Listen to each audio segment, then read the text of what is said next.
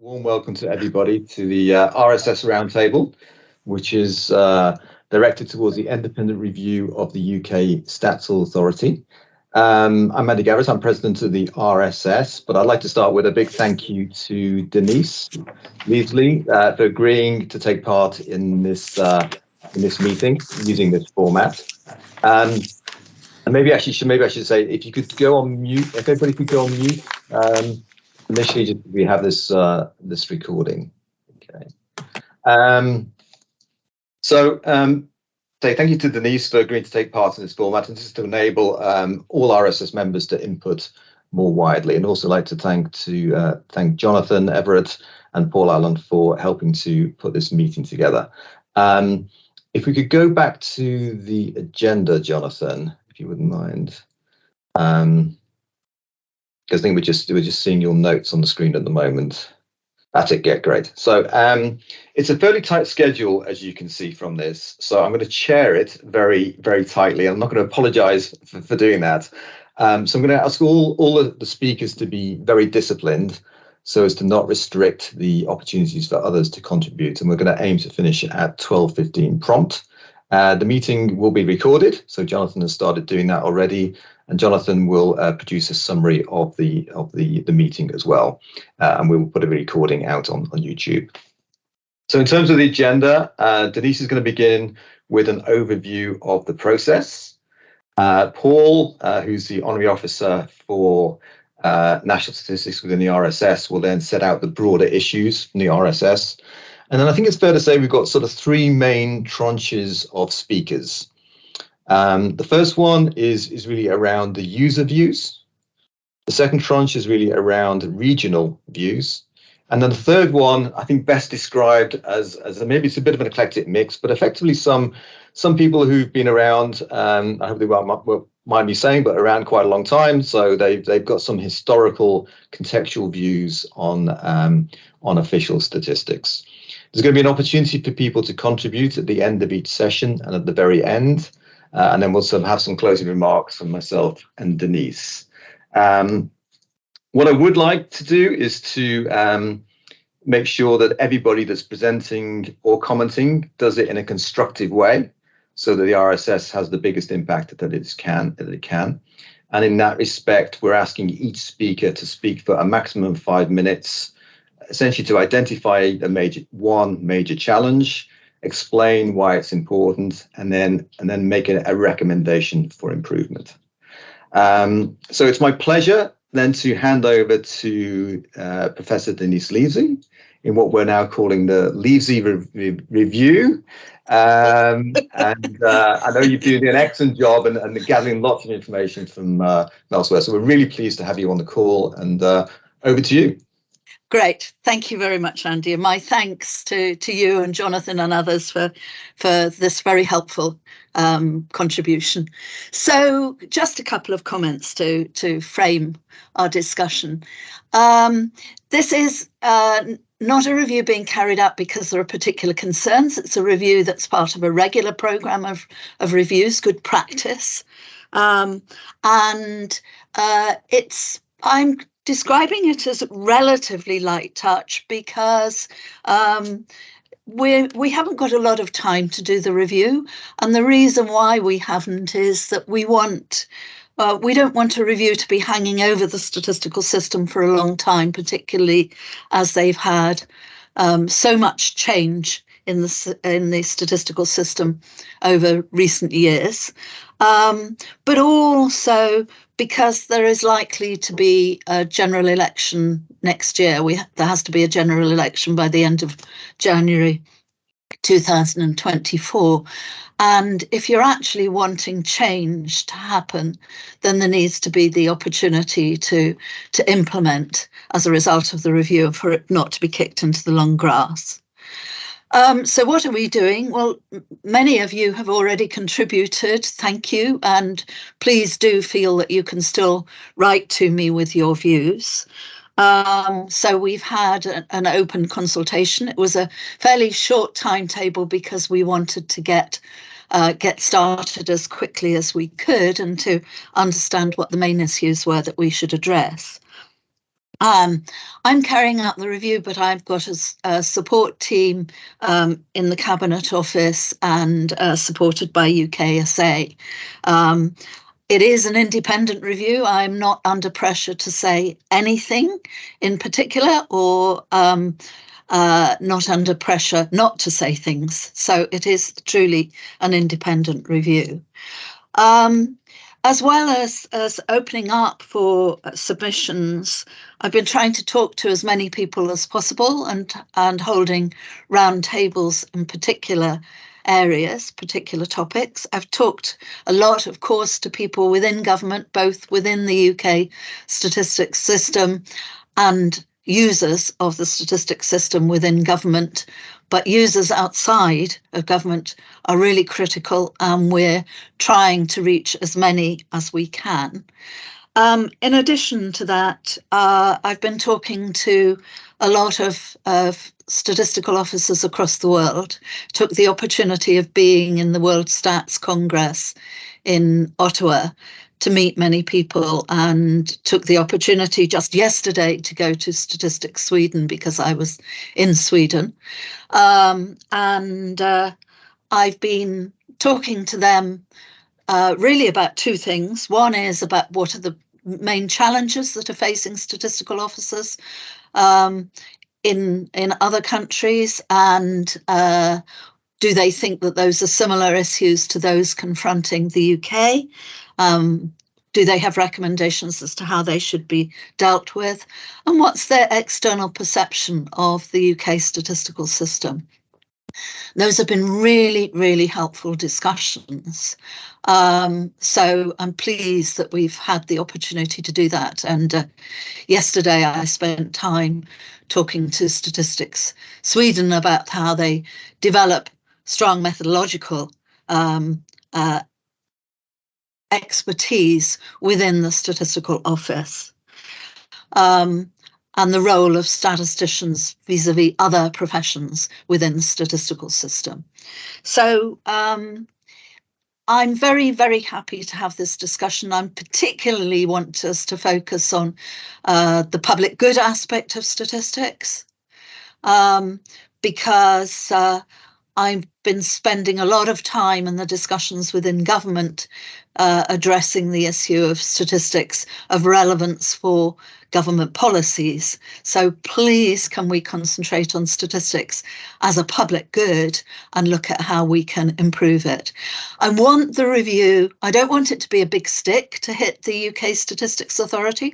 I'm not going to be frightened to say if I think things need to be amended, but I'd like it to be constructive. I'd like people within the statistical system to feel that they are supported and helped to make improvements. So that's what I'm looking for, is constructive ideas of ways in which we can make improvements. I think that's all I want to say as an introduction. Thank you, Andy. Great, many thanks, Denise. That's really helpful. So certainly picking up there on stats as a public good, not a big stick, and how can we support the stats community to improve? So that's a really nice lead into that. So Paul, over to you for your max 5 minutes, if that's okay. Yes, thank you, Andy, and Denise. Good morning, everybody. Official statistics provide an indispensable element in the information system of a democratic society, serving the government, the economy and the public with data about the economic, demographic, social and environmental situation. To this end, official statistics that meet the test of practical utility are to be compiled and made available on an impartial basis by official statistical agencies to honour citizens' entitlement to public information. These, as I'm sure you know, are the words that open the UN fundamental principles of official statistics, an inspiring vision of statistics for the public good. Here in the UK Statistics Authority's statutory objective is promoting and safeguarding the production and publication of official statistics that serve the public good. The UK official statistics system, I think we can all agree, routine delivers statistics intended for the public good. There were 3,963 statistical releases in the last 12 months, an average of 76 a week. Release dates are pre-announced, and the statistics release calendar also gives links to published releases. innovation is strong with, for example, a data science campus now embedded in the UK official statistics system. The UK is also unique, as I understand it, in having an office for statistics regulation as part of the official statistics system. Statistics for the Public Good is the title of the UKSA's current 5-year strategy, launched in 2020, with the promise that it includes informing the public about social and economic matters, as well as insisting in the development and evaluation of public policy and regulating quality of statistics and publicly challenging their misuse. However, it is difficult to avoid the conclusion that statistics for the public good is largely interpreted by UKSA and the system as follows: that statistics produced by the official statistics system are made available for the public good, which begs the question: what statistics should be produced? Whose needs are being met? Are the public being informed on things that matter to them rather than just on the things that matter to government? User engagement is clearly part of this, and improvements to wider user engagement are emerging with a strategy launched a few years ago now, but they're only slowly being implemented across the GSS, so that's something to build on. We welcome the integrated data service being showcased at the RSS conference next week. But why was the value proposition for the IDS that it is for, quotes, a cross-government community of data professionals who collaborate to help solve complex policy questions, rather than also providing secure access to anonymized data for external researchers? Access is now being widened, but it appears that IDS software and content decisions are not yet on a level playing field. These and many other examples indicate an innate tendency, a culture for official statistics producers to prioritize government users over others. Of course, statistics for policy and for public services are vital, necessary components of statistics for the public good. Necessary, but not sufficient. What about statistics that the public need to assess the performance of government, for example? This is why the RSS is pursuing the goal of having more public statistics in the UK. Our working description of public statistics seeks to put the spotlight on information needs rather than on differentiating between the designation of data sources. The essence of public statistics is to help answer questions about society, the economy, and the environment by drawing on existing statistics and devising new ones. It might, for example, result in an agreed set of statistics that assess how the UK is doing, as well as responding to emerging needs. This calls for the official statistics system to pivot away from being driven by the production of statistics and towards assessing user needs and seeking to meet them by drawing on relevant data of appropriate quality from a range of sources. International good practice emphasizes that production of official statistics starts with investigations about information needs of various users, processing these to meet as great a number of needs as possible and not targeted exclusively to one user group. The UK Code of Practice requires that the suitability of existing data, including administrative, open and privately held data, should be assessed before undertaking a new data collection. Channels and protocols are available to import data, but all need to be much enhanced. On quality concerns, OSR is supporting non-official producers to adopt the code already. The RSS has long been a critical friend of the official statistics system. We welcome the independent review of UKSA and indeed PACAT's current inquiry as ways of evolving a public statistics approach to official statistics. This would then all be fed through to the refresh of the UKSA strategy and, most importantly, improving even further the use and usefulness of UK official statistics system. I look forward to hearing all the contributions to this roundtable, including whether you build on or challenge the broad approach I've outlined. Thank you. Great, thanks, Paul. Thanks for keeping to time. So that's setting up nicely. So we're going to move swiftly on to our first presenter. I'd say maximum 5 minutes. That's Dina Ledbetter, who is from the Health Statistics User Group. So over to you, Dina. Great, thank you very much. I'm very pleased to be able to contribute to this discussion, and to some extent I'll be following on some of the comments that Paul has made. I'd like to look at three different issues that have been raised within Health Stats User Group. First of all, the scope of statistics that UKSA covers. I mean, the introduction to the review mentions the public good, and it's already been mentioned, but the focus in the quadrants seem to be all on economic statistics. And official statistics obviously covers a much broader area. Within the theme-based approach that ONS has, there are 12 core engagement themes, and only 4 of those focus on finance and economic statistics. It's really important to consider how UKSA functions in all those areas, because statistics that are produced influence decisions that are made in the real world, and they affect people's lives directly. So this introduces the challenge of how to understand the different approaches that might be needed in those different areas, and how to understand how the statistics that are produced influence decisions that are made by a range of people in real life, not just policymakers or first-line users. And then also how to ensure collaboration and exchange of ideas across the different areas, because many of those are interrelated, so when that's relevant. This also highlights a point as to what you mean by official statistics.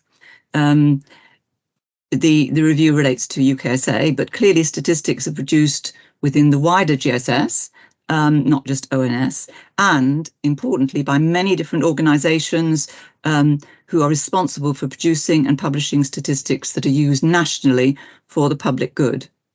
So the challenge that this introduces is, even if ONS are not directly responsible for the statistics, if they are the National Stats Authority, they should have a role in ensuring that appropriate, relevant and good quality statistics is produced in all important areas of production of national statistics.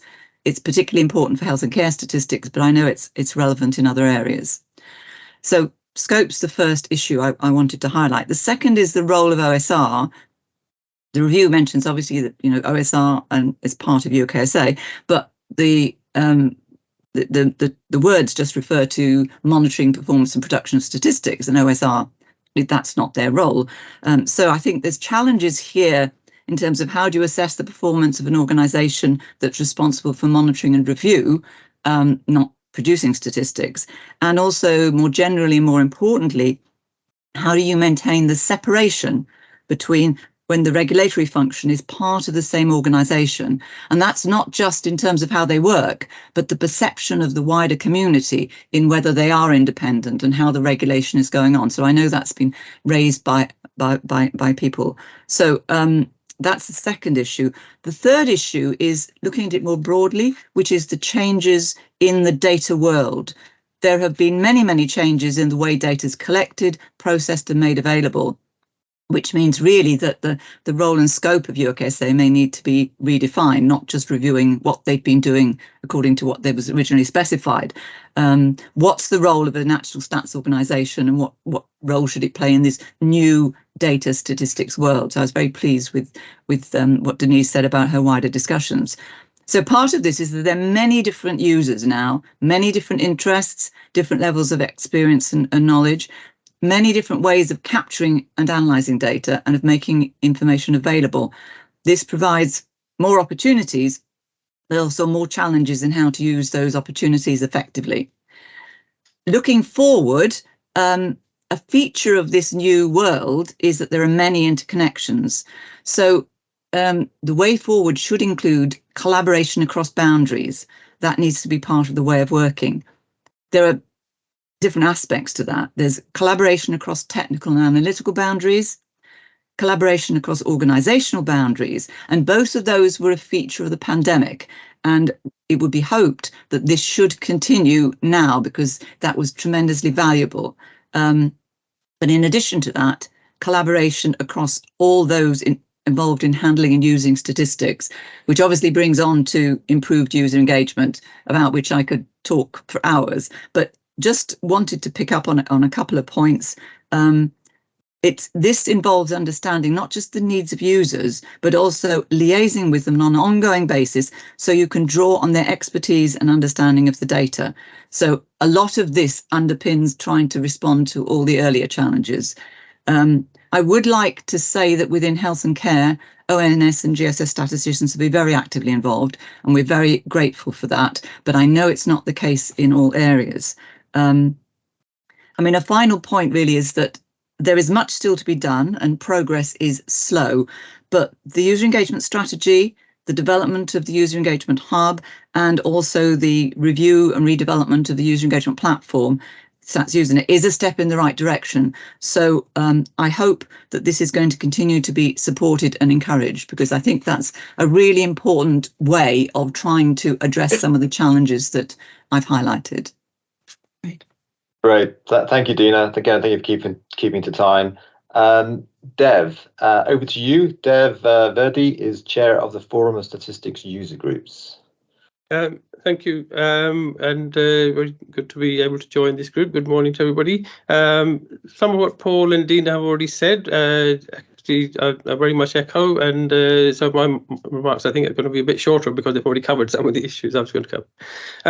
I'd like to particularly focus my comments on user needs, with a wide definition of users, not just the major stakeholders, but the whole of society, including small voluntary groups and individual citizens, and not just existing users, but all those who could be using statistics much more effectively to enhance their work and their lives. What more can UKSA do to raise statistical awareness among society as a whole, working with others such as the RSS and FOSUG? So that's very much, I think, where I want to be looking at. In recent years, there have been some big successes from ONS, big success stories such as the 21 census, COVID infection survey, and huge expansion of the subnational data that's now available. But in terms of looking at stakeholders, as has already been mentioned, I think ONS tend to look very much at major stakeholders, and the 2023-4 strategy actually mentions that major stakeholders show a good level of satisfaction. So there's not so much about the rest of society as a whole. The National Statistics Expert User Advisory Committee is up and running, but at early stages yet, and yet to show its impact, I think. And the ONS Assembly, which is a part of the user engagement structure, is yet to get off the ground. I think there's very little about it in the public domain yet, and yet that's intended to be the means by which charities and communities and sort of other groups are supposed to be engaging. So that really needs to be getting off the ground as soon as possible. The user engagement strategy is wide-ranging, but again, driven largely by producers. All the user groups, although the titled user group, they're driven by producers. And the users and potential users need support to get organised better, be able to form user groups for areas where they don't exist. We have some very active user groups like the health one and prices, but there are whole broad areas of statistics where the user communities are just not organised and they need help, where they can get together, share experiences and get a bit more joined up. An example, the census analysis for faith groups. I last week had an excellent meeting with ONS analysts who are doing some work for the Sikh community. However, the way of engaging, I don't know who else has been contacted. I don't know whether they what sort of discussion they've had with others from the Sikh community or from other faith groups. And it would be so useful to have discussions with others in a joined up user group. This is particularly important, I think, in taking forward the equalities agenda and particularly the recommendations of the Inclusive Data Task Force. The various equalities communities need to be engaged with official statistics much better, but they have no user forum where they can get together and share experiences. And some ongoing ONS resource to support those of us working as volunteers to get more user groups organised and maintained would yield huge benefits, I think, both to the producers and the users. And I think that's it's also not like a one-off exercise that let's get people together, but on an ongoing resource. I think as well as looking forward, I'm looking back to where we had some good working arrangements, which were ceased about 10 years ago, when the UK Stats Authority funded a post as a user engagement program manager, but it was based in the RSS. and they were actually able to support user groups. And I think something like that is needed to be revived on an ongoing basis. I think I'll stop there with my comments. Great, thank you, Dev. I appreciate that. We're now moving on to Peter Gordon from the Transport User Group. Hi. I'm Peter Gordon, I'm Chair of the Transport Statistics Users Group. I'll start by saying the actual quality of statistics I think is very good. The area I'd like to look at is the dissemination of them, and it really and Paul's already mentioned that. If you want to read a report, that's fine. You might wish to do further analysis. Now, of course, spreadsheets are available, which is useful. What happens if you want to go a little bit further? I should say I'm not a qualified statistician, I'm actually a qualified accountant, but I still make quite a lot of use of statistics. And if you want more information, effectively, there's a couple of things you can do. One, you can request a download. I've done that a couple of times when I was doing my degree with the National Travel Survey. But I was very lucky to have someone else at university who actually knew how to work various packages and was able to, if you like, hold my hand. I don't actually have SAS or SPSS at home, and I wouldn't know how to use them. So the other way would be to use a portal. Some portals are okay. I've used the Travel Pack portal. I was preparing an article for our user group magazine, and in fact Travel Pack is basically very good. It's easy to use, gives you information, but there's not quite the level of detail you want. So for example, I wanted to have a look at modal split. Now Travel Pack splits it between, and obviously this is just an example. I mean, I'm not moaning about a particular area, but just take an example. Travel Pack picks it between air, sea and tunnel. I quite like to see tunnel split. I'm told you can split tunnel if you want to split between, say, Eurostar and road, the shuttle, but you need port data for that, which isn't available on Travel Pack. And when I contacted the ONS, they said, well, yes, but actually it can be a little bit difficult to use downloads, which I think is the case. So you want to really enhance the portals. If you want to have a look at a good portal, I'd say look at the Bureau of Transport Statistics in the US, one they do for their T100 aviation statistics. Again, that's just an example. I'm sure there are others. It's not perfect, but we can actually produce quite a lot of information, and hopefully do that for all areas. For instance, I was doing some work with the National Travel Survey. I want to have a look at things like average party size, where people go, really to have a look at, in my particular case, rail substitute. To what extent can rail substitute for car journeys? Sort of thing you'd hope you'd be able to pull off from a good portal. So that's the basic issue with that. And of course, you can always go further, and it's always used to have greater depth of statistics. Going back to IPS tourism statistics, if you look at overseas, twice as many UK residents arrive in Hong Kong than depart for Hong Kong. Simple reason for that, it may not be their main destination. They may be stopping at other countries as well. But something like more information, travel diary, could be very useful. So there's always scope for doing more. Now, obviously, there are going to be issues potentially with confidentiality. I mean, I follow the census and how you sometimes have to limit the availability of the information that's available for that. But I'm sure that's something that can be got around. Another thing I think is probably arranging seminars. Now that's something that really I think we can possibly facilitate as user groups, but it might be useful, if someone from ONS or DFT or whoever came around and actually taught people through using data, using the data sets. That's the main thing. Just a couple of other points in my last minute or so. Actually, some methodological documents could be interesting, actually saying why you produce things. And I was actually researching a decision that ONS made, I think it was in 2013, so 10 years ago, to redefine Network Rail's debt as within the public sector, which I think is definitely the right decision. I think it's causing all kinds of the interest burdens, all kinds of problems for Network Rail. That's another matter. I was actually trying to find something on the web, and the web search didn't actually come up with any documents which were published explaining that. Now, there may have been documents at the time I've not noticed, but actually having a library of documents like that explaining how that comes about would be very useful. And the other thing is actually having information where you can do multivariate analysis. Where we're discussing, for instance, diversity, I see lots of statistics, often by vested interest, if you like, weaponizing statistics for their purposes. But if you actually want to, for instance, look at people going to university and to say more women than men go to university, how does that vary by socioeconomic group? Because I suspect that it's very similar for the higher socioeconomic groups, and for lower socioeconomic groups is a much higher proportion of women. That's a hypothesis. I don't know whether that's the case or not. That's the sort of information I like to get out, and it's not always that straightforward to get from the national statistics. So basically, my point is, they're very good. You always want to have more detail. I suspect the detail is often available, but disseminated in a manner that is easy for non-statisticians to use is going to be the challenge. Thank you, Peter. Okay, we move on to our final presenter in this batch. And again, thank you for keeping to time there. So moving on to Jill Leyland, who is the RSS representative on the advisory panel on consumer prices. So Jill, over to you. Thank you. Good morning, everyone. Good morning, Denise.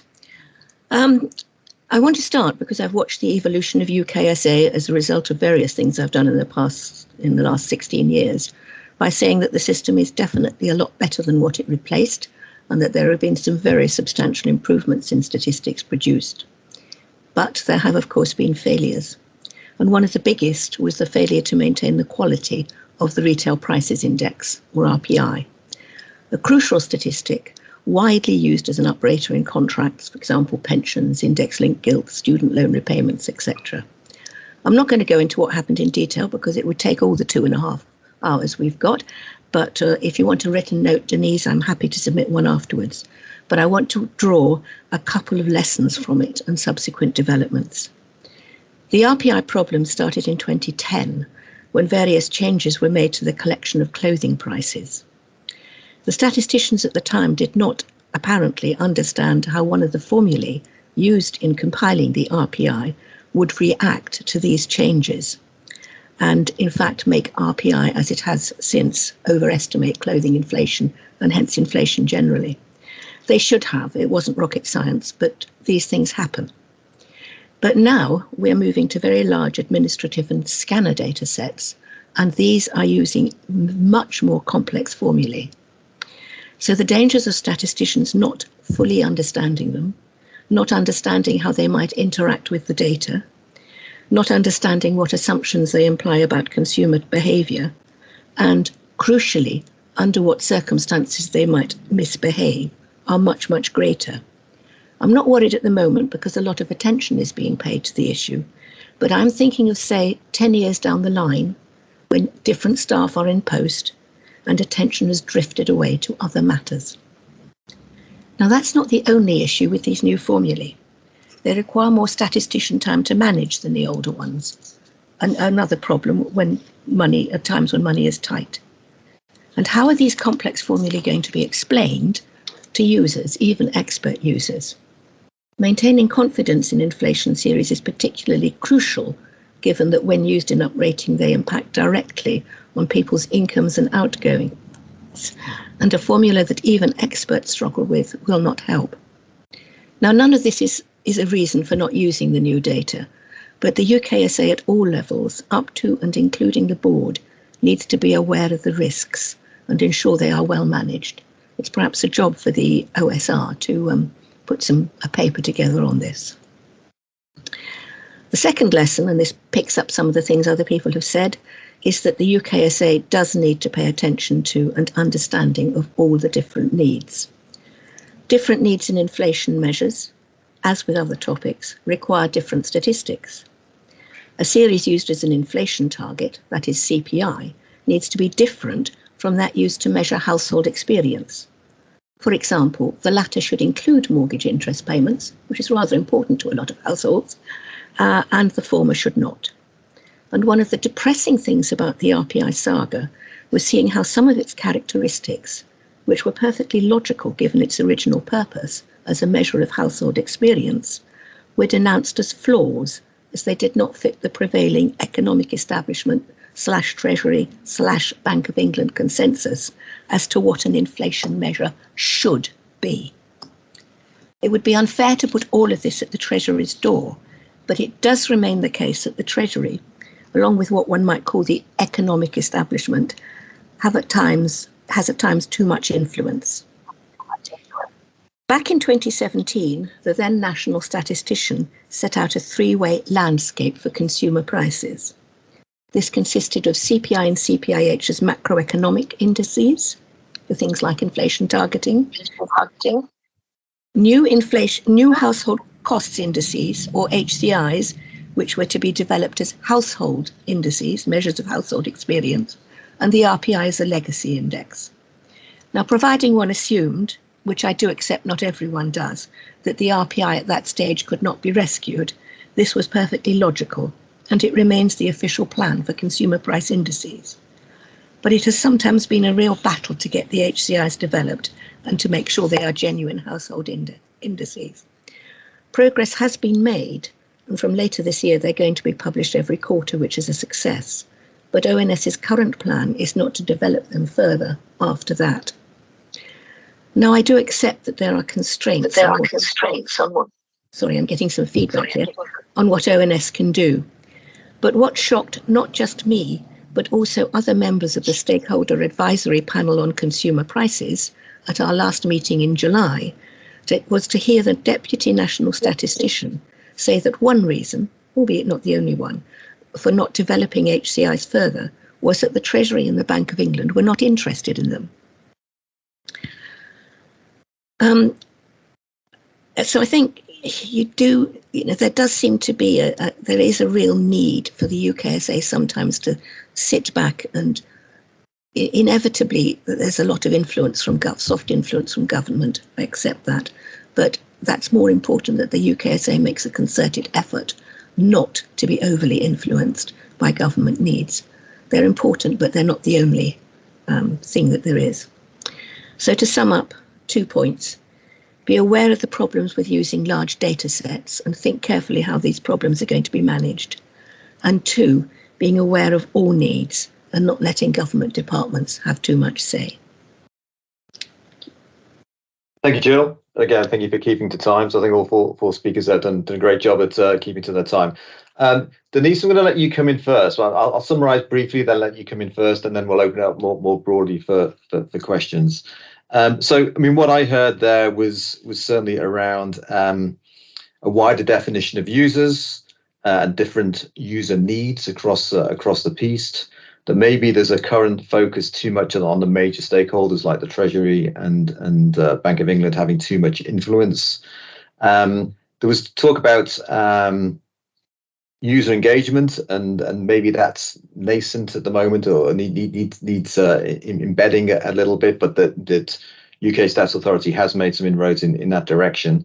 And then there was some talk about support for users, around the structure and organization of it, about how those are supported, but also the dissemination of statistics and how you analyze it. And so about enabling users once the data have been disseminated.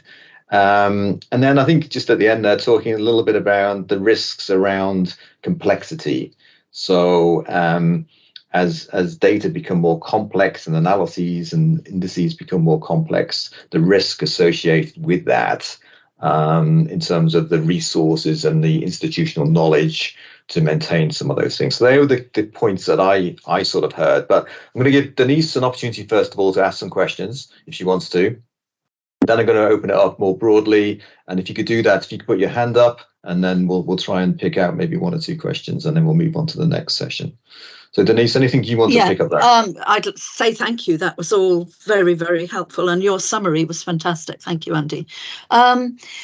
When I've been talking to other statistical officers, one of the things that is really striking is in a number of countries saying that one of the greatest values in the UK is the RSS, because users are seen as being too owned and managed by the statistical officers in many countries, whereas the RSS's role as a critical friend, I think that was the term that Paul used, is seen as being really important. But what I'm hearing from you is that's slipping a bit, and that isn't being as exploited as much as it should. And I think that's one of the things that I would like us to look at in more detail. I'm also interested in the issue that I'm interested in all the points that you made, but the issue that Jill raised about wide range of different needs for the same set of data, and the challenges that means for setting the agenda and for prioritization is really critical. And how do we get a wide range of user views into that prioritization? So concerns over the agenda being too controlled by government. Fantastic, very, very helpful. I should just say, and I think that particularly for Peter, I'm not going to be going into details on particular data sets, particular issues, because I just can't in the review that we've got. As Paul said, there were 76 statistical releases a week, did you say? I mean, the range of statistics is just too vast. But what I will do is pick out particular case studies.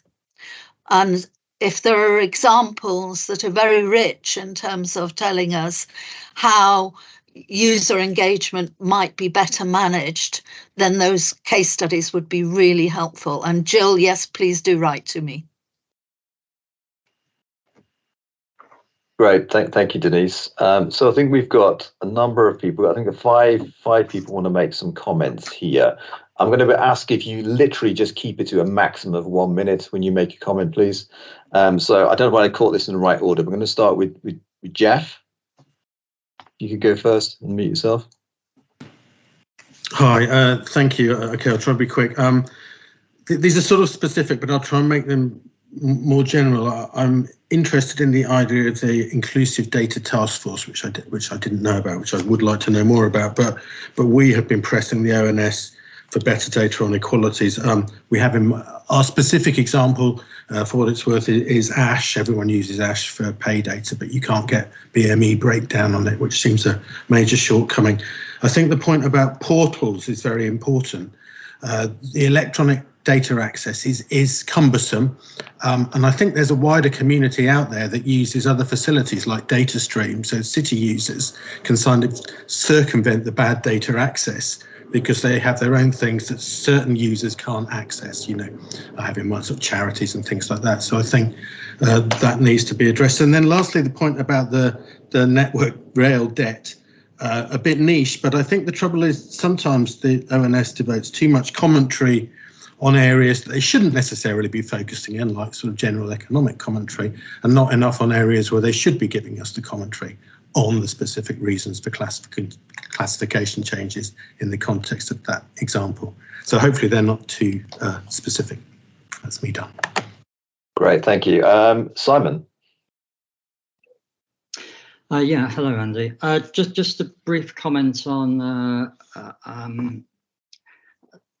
what I heard two or three of the speakers say. I heard statements to the effect that that the UKSA statistical product or the GSS statistical product was good, and also a couple of people said that there was, my phrase, unambiguously that the data had improved as a result of the 2007 Act. I just think when these comments are made, they need to be justified, because what has happened in the last 15 years is that the world of data has been transformed. I mean, in my own personal professional life, I've been able with colleagues to establish 2 startups and sell them both, using technology and data that simply didn't exist in the mid-2000s when the Act was being drawn up. So I think what we do need to do is work out whether the government statistical offering has kept pace with what has been going on in the wider world. And I think in that sense, it probably hasn't. So I would just ask, when people say things are unambiguously better and things are good, that they put that in a wider context. Thank you. Great, thanks, Simon. Again, I don't know whether I got the order right here, but correct. But Mike.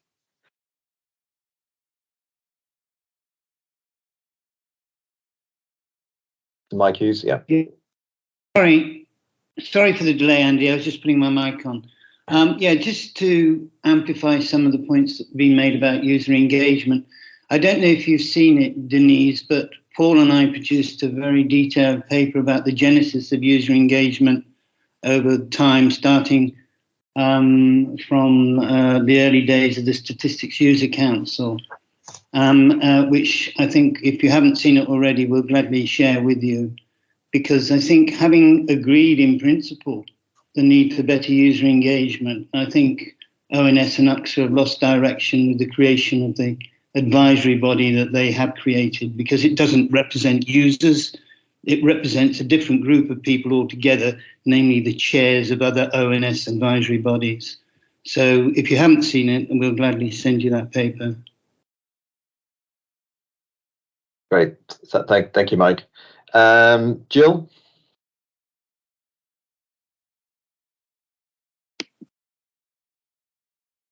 Jill, you're on mute. Sorry. Apologies for coming back. One of the earlier speakers mentioned the fact that user groups sometimes struggle to because they haven't got much support.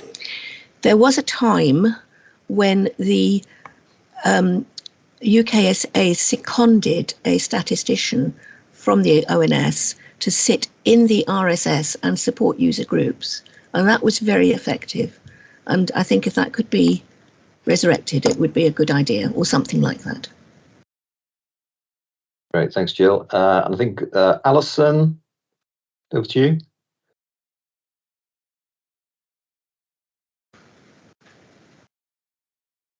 I think Alison, you're on mute.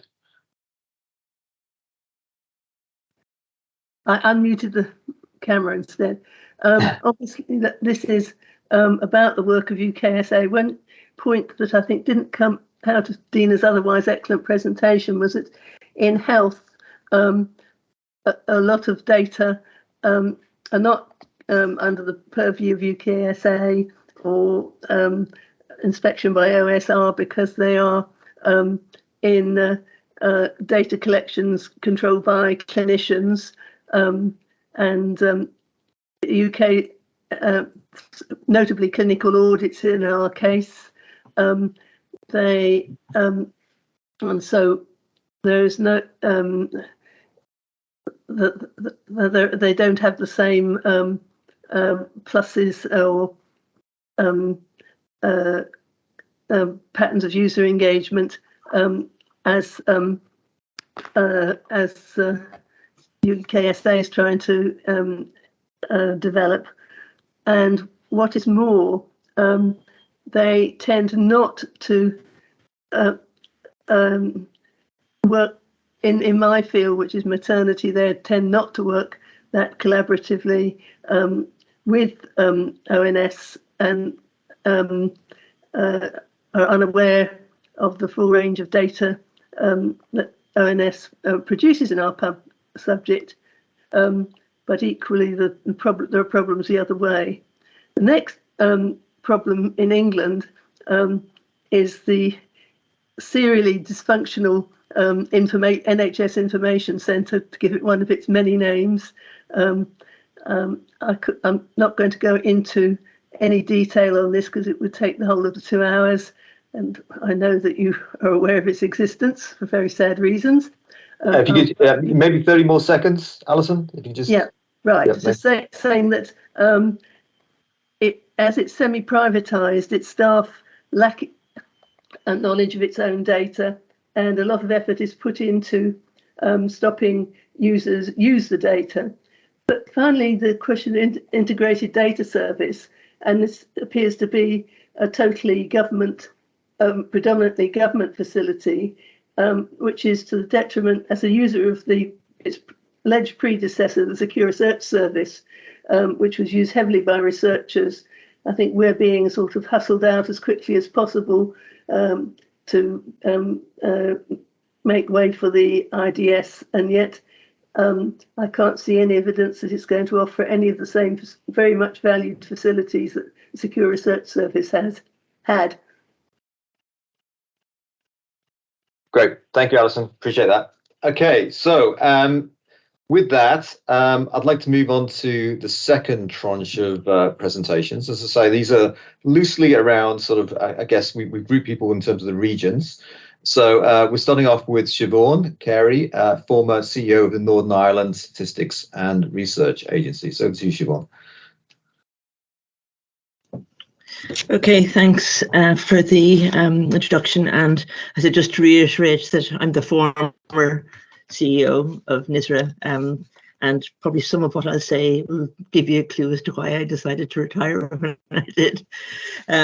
So, I mean, I think this review is really timely given the very turbulent couple of years we've had with the pandemic and sort of the extraordinary achievements that this is meant off during the pandemic in sort of setting up new data series and moving at huge pace. So I'm going to really sort of focus on an old chestnut of devolution, and really about how can the various arms, sort of the board, the UKSA board, the OSR and the ONS, not just understand devolution, but actually respect it as well, and work for all the parts of the UK at the same level. So, I mean, I think someone mentioned about sort of, you know, the government needs tend to be recognised more highly than others. And I think it's really important to say that there are actually there's more than one government. Now, I know there isn't actually a government in Northern Ireland at the moment, but when there's 4 governments in the UK, and people tend to use government as just being government needs as being the needs of Whitehall. So in terms of the public good aspect that Paul was referencing, you know, I think it's important to recognise that the public good needs of, for example, Northern Ireland public decision makers, businesses, politicians, administrators are rather different from those in Whitehall, particularly around what happened on Brexit, around trade. And I know many people in the UK don't, you know, think that the UK is an island when it's not, because it has a land border with that pesky republic to the south of it. But the cross-border issues are of real interest, not just to sort of decision makers, but to the general public as well. So recognising that what is the public good will vary by country. So I can point to numerous examples, which I won't, where the devolved administrations are sort of an after. Whether it's redesigning or designing a new data collection, the assumption sort of is that what works for GB will work for everybody else, or probably more precisely, what works for England will work for everybody else. And there's very little opportunity to influence at the design stage. So whether that's the labour market survey redesign or whether it was the COVID infection survey, no thought had really been given to, does this work, the devolved administrations. I think Northern Ireland is slightly different, as always, in that while ONS collects all the household surveys and business surveys for GB, Northern Ireland collects its own data, and that needs to be aggregated in with the GB to get to the UK. So sort of the data collection element and the autonomy of the Northern Ireland statistical system is quite important in sort of that overall UK, and given it's the UKSA UK board, you know, one thought is given at board level to whether lots of the initiatives have really taken into account the needs of the devolved administrations.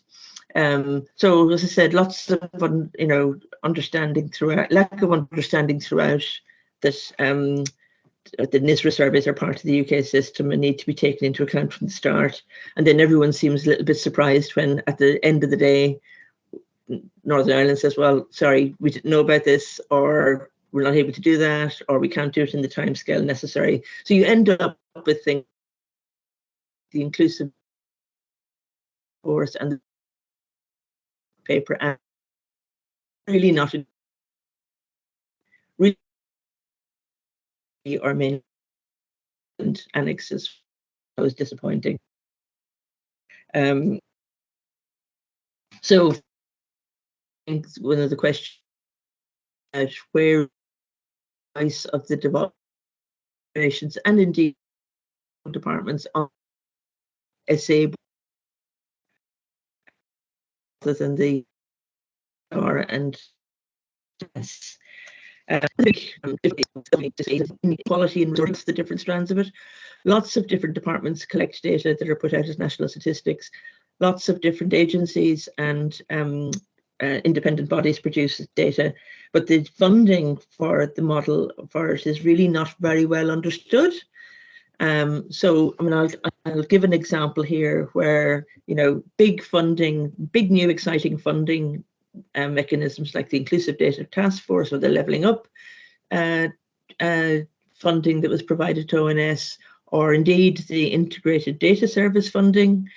The devolved administrations are expected to engage with this, you know, be excited that we've got all this money for this fantastic new UKSA, UK project funding to either governments or the devolved administrations. And then, you know, people are surprised when, as in the Inclusive Data Task Force, we say, well, sorry, we just don't have the resources to engage on that.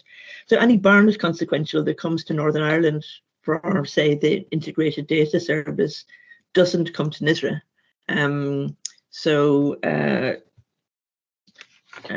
know, I think the UKSA board should pay a bit more attention to the actual funding model for the different new initiatives. Some of these are just and very large programs. Siobhan, I think you're cutting out a little bit. I know whether people are struggling as well, but okay. I'm just conscious of the time a little bit. Is that pretty much the main point? So, I mean, I think in terms of what we've done a lot, Roger and myself and Glenn did a lot of videos and talks to try and educate people about devolution. But I think the one thing that would probably improve it would be for evidence that the UKSA board is challenging both the OSR and OMS about, have you really involved the devolved administrations and the relevant government departments on this? So where is the voice of devolved administrations in that particular forum? Great. Thank you so much, Siobhan. So we're now moving on to Roger. So again, we've got an ex-national statistician here in a sense. So we got Roger Halliday, now CEO of the Research Data Scotland Group, and is got here ex-GSS. So over to you, Roger. Okay, many thanks, Andy. Yeah, in fact, I was going to say something similar to Siobhan, because that's really important. But instead, I wanted to cover an issue that explains why I've moved from being the chief statistician to lead that data curation and sharing for research organisation, because the GSS spends lots of its resources collecting data and getting it to a high level of quality, and so it should. But this is a significant asset, I believe, that we're not getting anywhere near the public value from that we could do. And data sharing across parts of the government statistical service and to the academic community could significantly enhance the insights and understanding that we could provide for a nation. I think that the UKSA have an important leadership role in supporting the GSS to achieve that. And the first area that I wanted to highlight was a significant potential for linking data to improve, to better provide official statistics and save resources in data collection. Because when this happens, I've just seen examples of reframing policy conversations. So, for example, the longitudinal educational outcomes, data sharing between multiple owners has really helped in the space of further and higher education and apprenticeships. But not much of the government statistical service is set up in ways to effectively do that data sharing.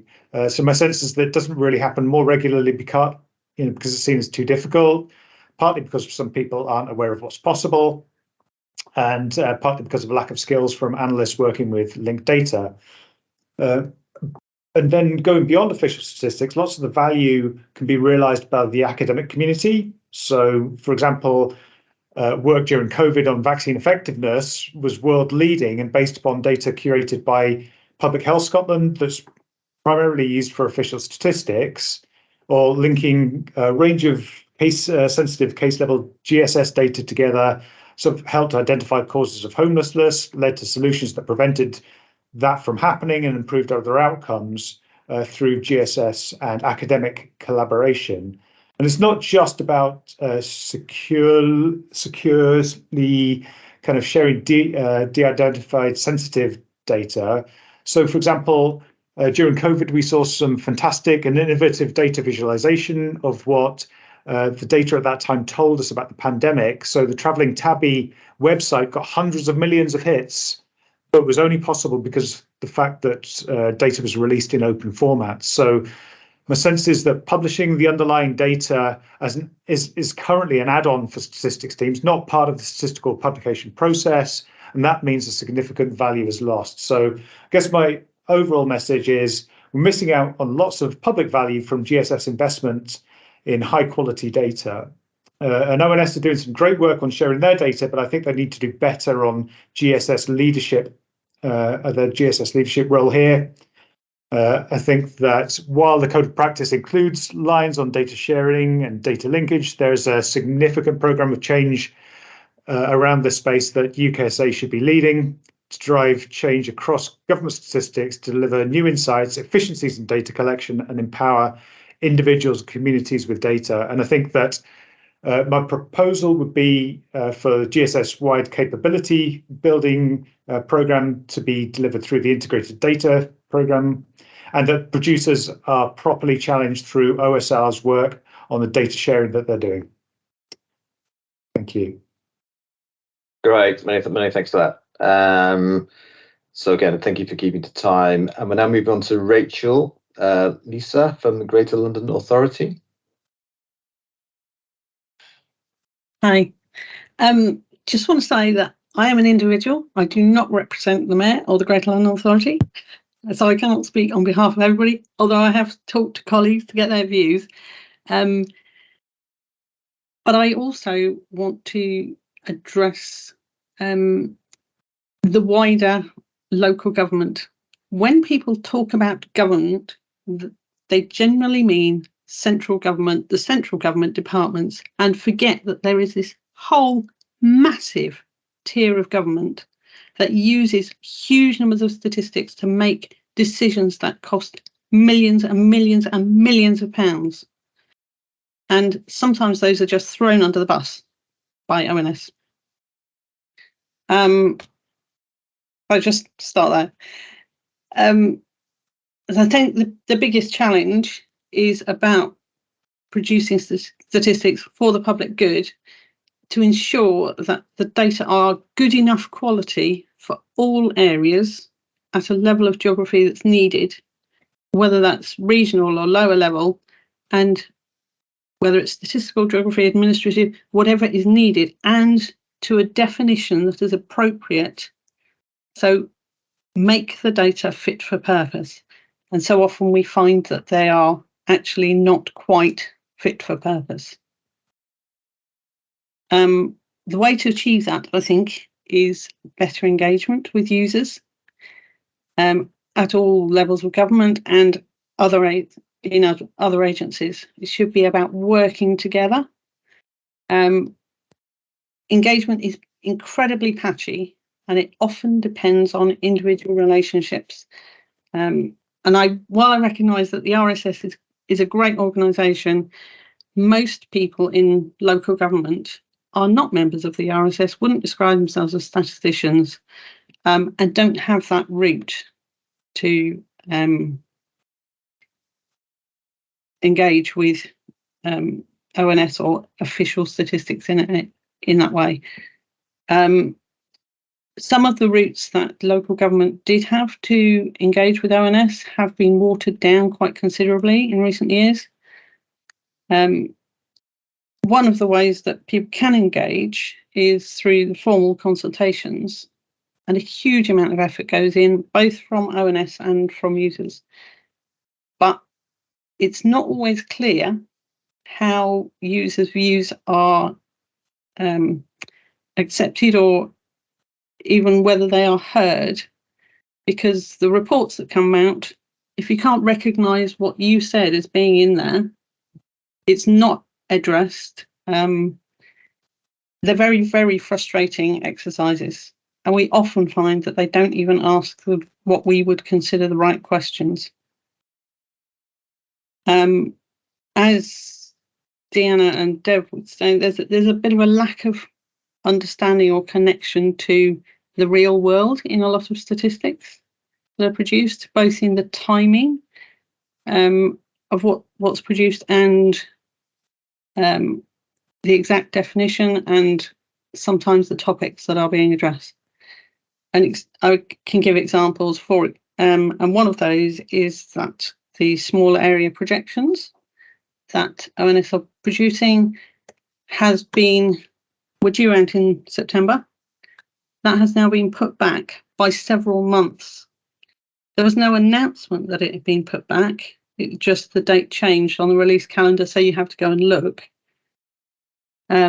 That has a massive impact because those projections feed into next year's school roll projections for virtually all local authorities. Depend on those to say how many classrooms do I need. That's an example.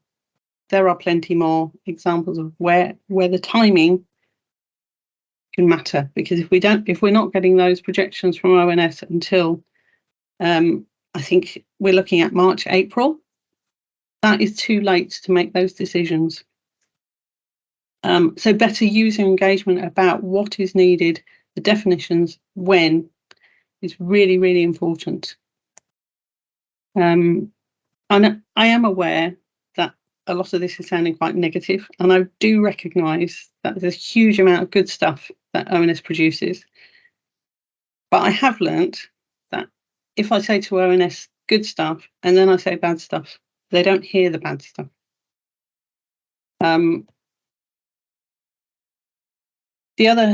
The thing I wanted to come back to on that is that while the aim is stated as improving the overall economy for societal health, one of the things that we really aim to do is not to improve overall, but to look at those parts that are doing less well, whether that's geographical or specific sectors or particular people with particular characteristics who are doing less well in whatever aspect of statistics we're looking at. So that it's the level and detail of statistics that is so much more useful than an average or a national measure in making the improvements that regional, local government are trying to do. The second challenge that I just wanted to address briefly was around the identity of UKSA. Most people, even those who are working heavily with official statistics, don't understand the relationship between OSR and ONS, even if they've heard of OSR, and certainly don't understand the relationship between those and other government departments, central government departments, and others who have signed up to the Code of Statistics, how that all works. We don't necessarily understand what it takes to become a national statistic, and it appears to be a process to become a national statistic, not a badge of whether that's an indication of quality, by which I think most users would mean accuracy. Do the statistics represent what I think they mean, and are they sufficiently close to the real figure for us to make funding or policy decisions that might involve spending millions of pounds? Perhaps maybe 30 seconds, maybe just close it out, if that's okay. So this can be through lack of communication or using terms inconsistently. So those are the things that I think really need to be addressed about this engagement with all types of users, the detail of the statistics available, and whether they represent the thing that is most useful and that we understand what they are. Thank you. Great. Thank you, Rachel. Okay, so lots of interesting things there. I mean, the things that I picked up, so again, we use the same format as last time, but one was around the wider needs of, again, I guess, users, but in particular going across the public good varies across both country and local government. There was a point there about devolution, understand and respect, and the ability to influence both at the government, as in different governments, and the local level as well. So the point that we tend to think of government as the UK government based in Whitehall, and don't tend to think of it as being the devolved countries or local ones. And there's some examples around there about needs around, say, trade and Brexit and border issues, etc. There was some good points made about data sharing, and are we getting as much value out of about that as we could be. Some examples that were quoted around the vaccination and COVID-19, but the point about publishing data and building GSS capability to share data, which certainly is one of those challenges, and that we're missing out to some extent on the data sharing potential that there is around. And then there was I think some points there around quality of data. I took that as being the ability to go broad and deep with it with the data, not just at the aggregate or the average level, and that the important impact of both the timeliness and the quality of data when you go broader and deeper, and that really has an impact in terms of planning at, for instance, local government level or other levels. So they were some of the key points that came out. I think some of the final points there about the relationship between ORS and UK Stats Authority, and I guess other parts of GSS and devolved governments, etc. So they were the key points I picked up. Again, so use the same format. Over to Denise, any questions you have or any comments you have? Comments. I reassure Siobhan that I'm learning a lot about this whole area, about the impact of devolution on the statistical system. I've spent some time with Philip Wales. I've been to Wales, and I'm going to Scotland for a couple of days in a couple of weeks' time. And hearing the message loud and clear about the difficulty of getting the balance right between harmonised UK data and locally relevant data. And I think that's of relevance to the local government issue too, and the resource imbalance. I'm interested in your views as to how we can get better engagement with users in Scotland, Wales and Northern Ireland, because I'm reaching out to the statisticians, the official statisticians in those countries has been fantastic, and they're very engaged with me, but users would be helpful.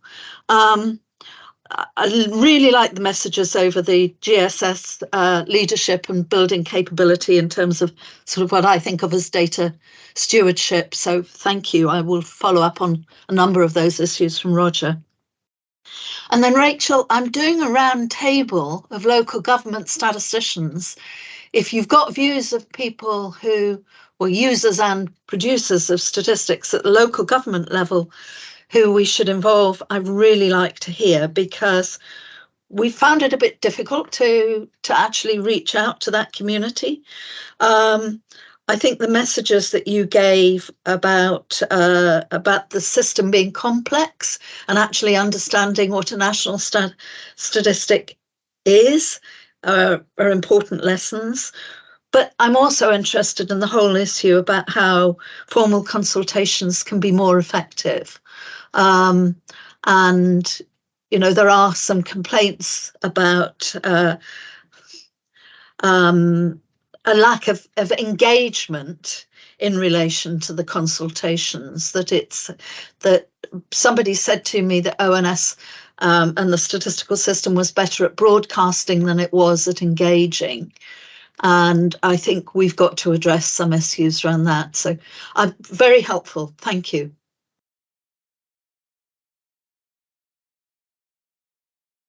Could I ask one question of Rachel, if we've got time? Yeah, sure, go ahead. Yeah. The local initiative of ONS. Yeah. Do you think that's going to solve some of the problems that you're addressing? No. No. Why not? So that's revived a system that was in place until, I say a few years ago. It's probably more than a few, but you know how it is. It all seems like it was only 5 minutes ago. And the problem is that a lot of people in local government don't find it quite difficult to have the time and impetus to engage, because they are responsible across so many different types of statistics. And it's not only ONS. They are engaging with DFE, DH, you know, all whole range of departments, transport, everything, that actually engaging just with one who have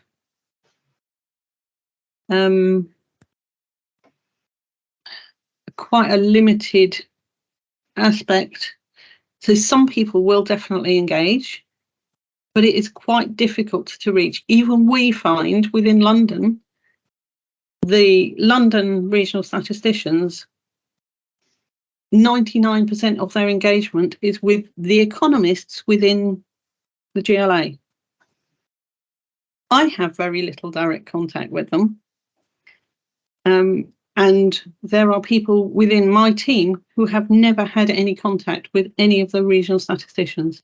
They're constantly turning over, and it is about individuals. You build up those relationships. There is a huge lack of institutional memory, which I think was something that Jill was alluding to in all sorts of aspects. Rachel, so, thanks for those comments. What I'm going to do is move it on a little bit, because we've got some people got some other questions. So I think I'm going to give a minute each to the 4 people that have got some questions. So I'm going to start with Mike Baxter. Thank you. Yes, in a number of jobs I've had to compile United Kingdom data, and as Siobhan has suggested, it's often quite difficult because different countries produce different data. We've had a very good example recently with waiting lists on the NHS, and sometimes, particularly Northern Ireland, I'm afraid, just don't produce the data, and I've had to estimate figures for Northern Ireland to produce a United Kingdom total.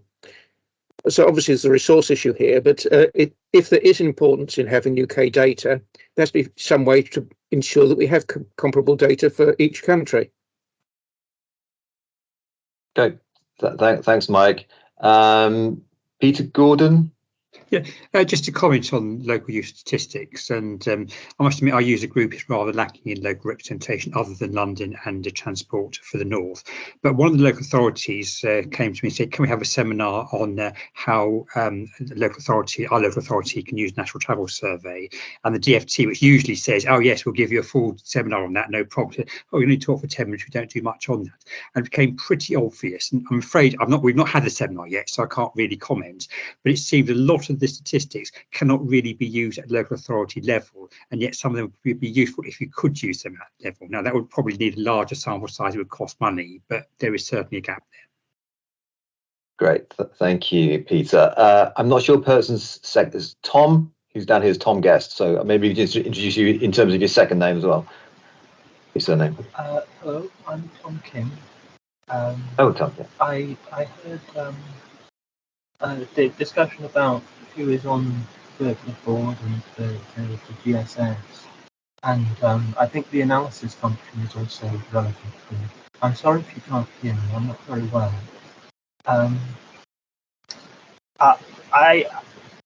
It was never clear in the legislation what the executive representation on the board was supposed to be. So there is the national statistician and the head of assessment, which is obvious, and there's a third place. So UKSA has never come up with who that is supposed to represent. So various things have been tried.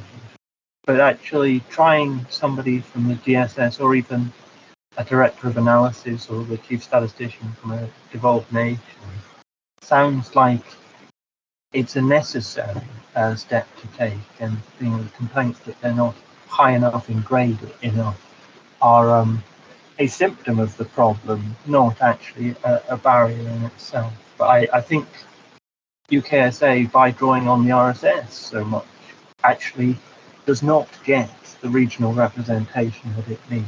And I think, although you can say that the RSS is a good thing, actually it's not as diverse as it needs to be for some of the problems we're hearing today. And I think sometimes the RSS doesn't draw widely enough on who it needs to outside of London either. I'm sorry not to be very positive, but I note that some other people have been critical as well. Okay, thanks, Tom. So basically saying that the RSS itself needs to be have a more diverse, wider representation to be effective in that role. Thank you. And Simon, finally over to you before we then kick into the last tranche.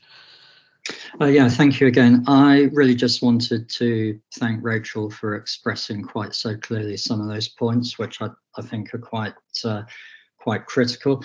I think this regional and local data is a classic example where the ONS has gone backwards. I mean, the two dates I would give you, there was an Atkinson review commissioned by the ONS in the mid-2000s. It produced lots of recommendations, progress was made, and then the whole thing was canned, as far as I can tell. I feel a bit of a fraud because I think it was in 2011, 2012, as a humble brag, I won a fairly large essay prize for saying how brilliant this new regional and local data was and how it was going to change analysis. I sort of feel I ought to give the money back because the data's now disappeared. So I think if you want an example of where stuff's going backwards, that's a good one. Great, thank you. So we come on to the final tranche. Andrew, sorry, my hand was up, but then it disappeared. Could I just say two things very quickly?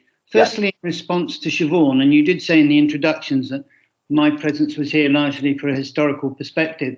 When we set up the new regime, Siobhan, back in 2008, one of the things that was key to that was the Intergovernmental Committee, which comprised ONS with the three separate nations, yours, Scotland and Wales. And when I've spoken to Rob Bumstead in the past, when I was in the RSS capacity, he said that was one of the great success stories of what they've done. So there's a complete mismatch there between your perception of things and theirs. And I think that's the point, Denise, you must take away, because, you know, the machinery was put in place. I'd left. I don't know what happened thereafter. So that was the first point. And then going back to something that Rachel said, I was proposing to say a few words about the problems with the national statistics definition anyway, Andrew. But I think once again, one of the things that we said to PACAP 4 years ago, that what was missing in this whole machinery was a framework document, so everybody knew who was who and what they were there to do. That was something that was introduced by Tim Holt back in 2000 when we introduced the national statistics concept. And it was something which, you know, we said to PACAC 4 years ago needs to be put in place. So once again, Denise, I think there's a significant omission there. Okay, thank you, Mike. And in fact, it was supposed to be complimentary to when I was describing people as being able to give a historical context. So hope you took that in the right. I took it entirely in that context. Yes, right. As long as I don't keep swinging the lamp too much. That's all. So we're on to that tranche now. So you've heard some of the people already, but Simon, 5 minutes for you, please. Yeah, so 10 to 20 years ago, there was the reproducibility, credibility and integrity crisis for science and science research. That came to the fore. It was a period when all sorts of unthinkable issues with peer-reviewed papers came into the open. There was a lack of rigor, questionable practices, authorship being bought, and even fraud. And I'd argue that something very similar is happening now to government statistics, in the sense that where the phrase peer-reviewed once meant something positive, it now attracts nothing more than a smirk or a shrug. And I think the same is happening with the phrase national statistics. So where are these failings? I mean, I can find failings for you anywhere that you want. Now, some are more serious than others, but anyone who wants to look back at my blog will find very substantive points I've made about earnings, inflation, GDP. In other words, the really important statistics that set policy and determines people's incomes. Also on very sensitive issues such as gender, and some census outputs were pulled yesterday on gender. A lot of these figures are misleading and they're not showing what they should be. Where data was really needed, looking back at the pandemic, I think the COVID infection survey and some of the basic figures like excess deaths were also found to be seriously wanting. Even the OSR, I think, undermines its own system at times. I mean, it's designated statistics for crime, migration, trade, not to mention the RPI, of course. And yet these critical figures make front page news every time they're published without impunity. So just despite the NS badge being removed. So why bother to designate and why bother to de-designate? But it's also UKSA's boosterism that troubles me. The more self-congratulatory the tone becomes in blogs and releases, the more I get worried. UKSA is not transparent, and so little light is shone on it that no one can ask the right questions. And in an increasingly complex world, I think UKSA is increasingly deaf to its users when they ought to be working with them. UKSA insiders will say that data are overwhelmingly sound, ethical and accurate, that the problems are exaggerated, and the grumbles from me and others simply serve to undermine the system. But have they ever looked from the outside in, and do they really care about the data? Certainly, whatever you think, the system is skewed to turn a blind eye to quality and give short shrift to the public good. 4 things briefly. UKSA craves status and more public money. It simply cannot show weakness, mistakes, or errors. It serves government. Secondly, many users, including powerful ones like government economists and think tanks, simply want numbers, any numbers. They can't question the accuracy of the numbers, as that undermines the strength of their headline-chasing conclusions. It's a much more pleasant life day to day for UKSA civil servants to run with their fellows in government departments rather than try and improve the public's lot. So what about governance? I see no great challenge in the system as it's set up at the moment. For many government statisticians, ministers run the show and do what they please. Let's be honest about that in a way that UKSA is not. Second, the UKSA board is spread thin and not presented with the tools to challenge the ONS.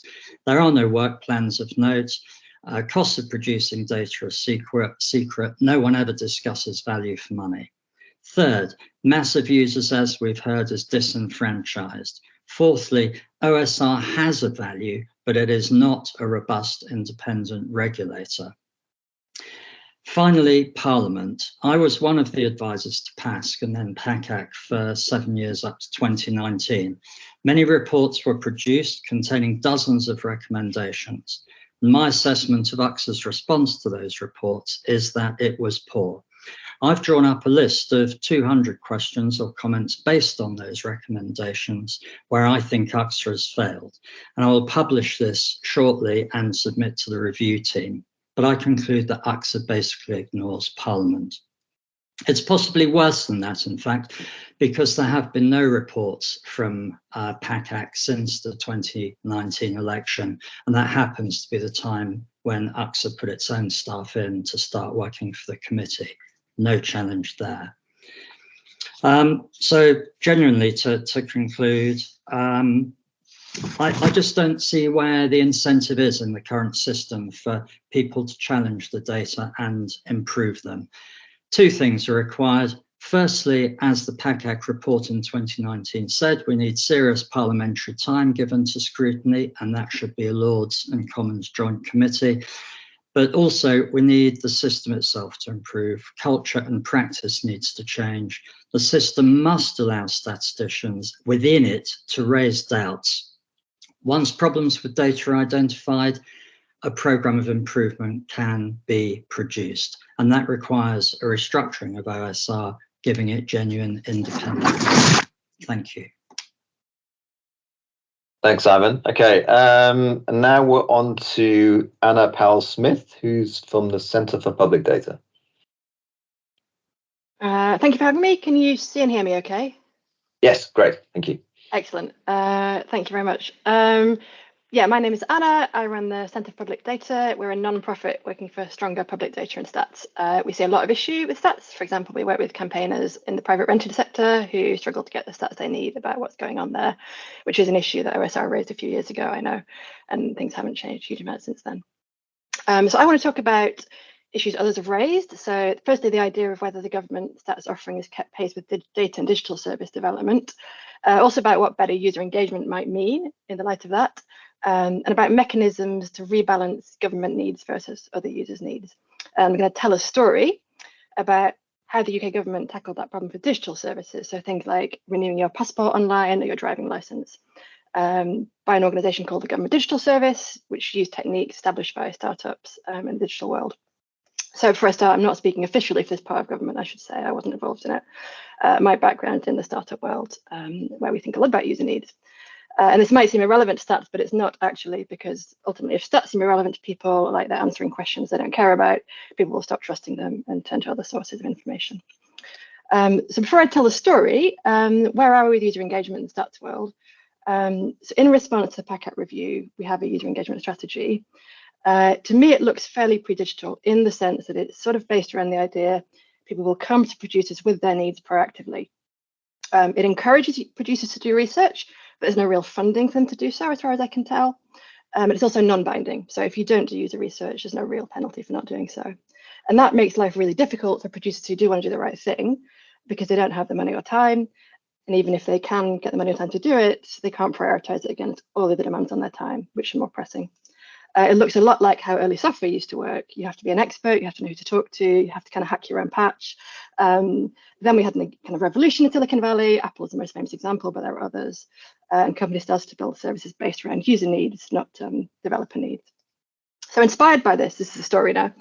Inspired by this, in the early 2010s, people noticed government services were poor. You'll remember trying to do forms in Flash, you couldn't do them on a mobile phone, thousands of fields, things used to fail.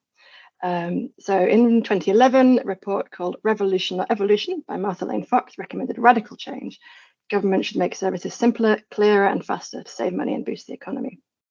In response, the Government Digital Service set up in the Cabinet Office, rebuilt gov.uk, reformed 25 services, and then rolled out across departments, giving them a kind of playbook they could use themselves to rebuild digital services. And now you'll see most digital services in government not perfect, but they're not going to fail randomly on you. You can do them on a phone. You know, they're fairly usable.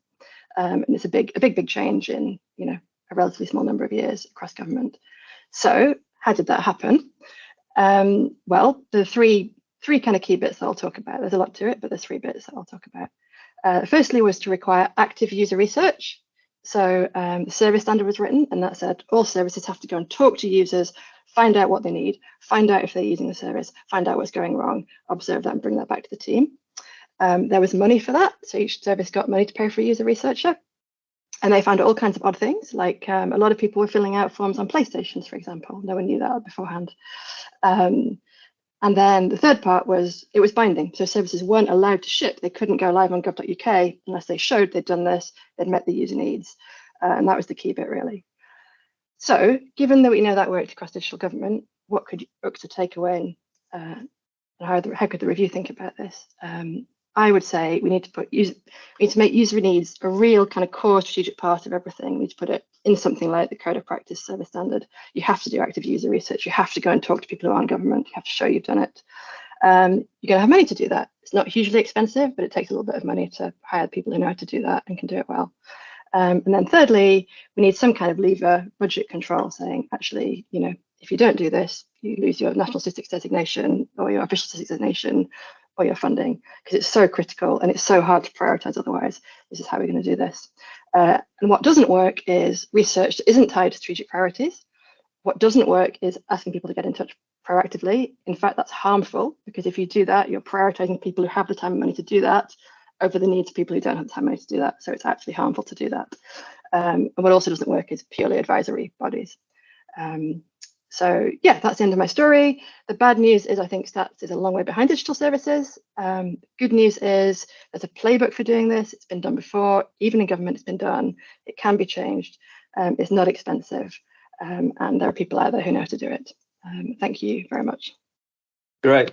Thank you, Anna. It's very, very interesting points there. Certainly new to me. So we're on to Mike Hughes, former UK Stats Authority and former Honorary Officer for National Stats.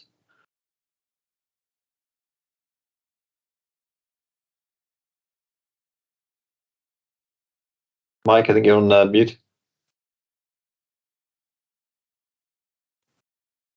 Yeah, great. Sorry about that. Yeah. I just wanted to, first of all, reinforce all the comments that have been made by colleagues about user engagement, the fact that it seems to be like a jelly to ONS and UKSA. They just can't grasp it. They just do not know what they're doing on it. It's been going on for so long now. It's a tragedy more than a shame.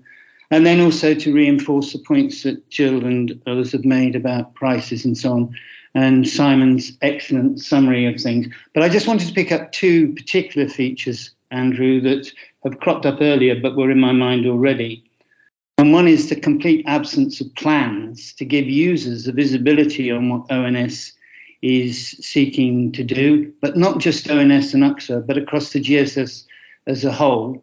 When we developed the SRSA, there was no standard model of a statistics law. I looked at many, and no two laws were the same. It was like Heinz 57, so many different varieties.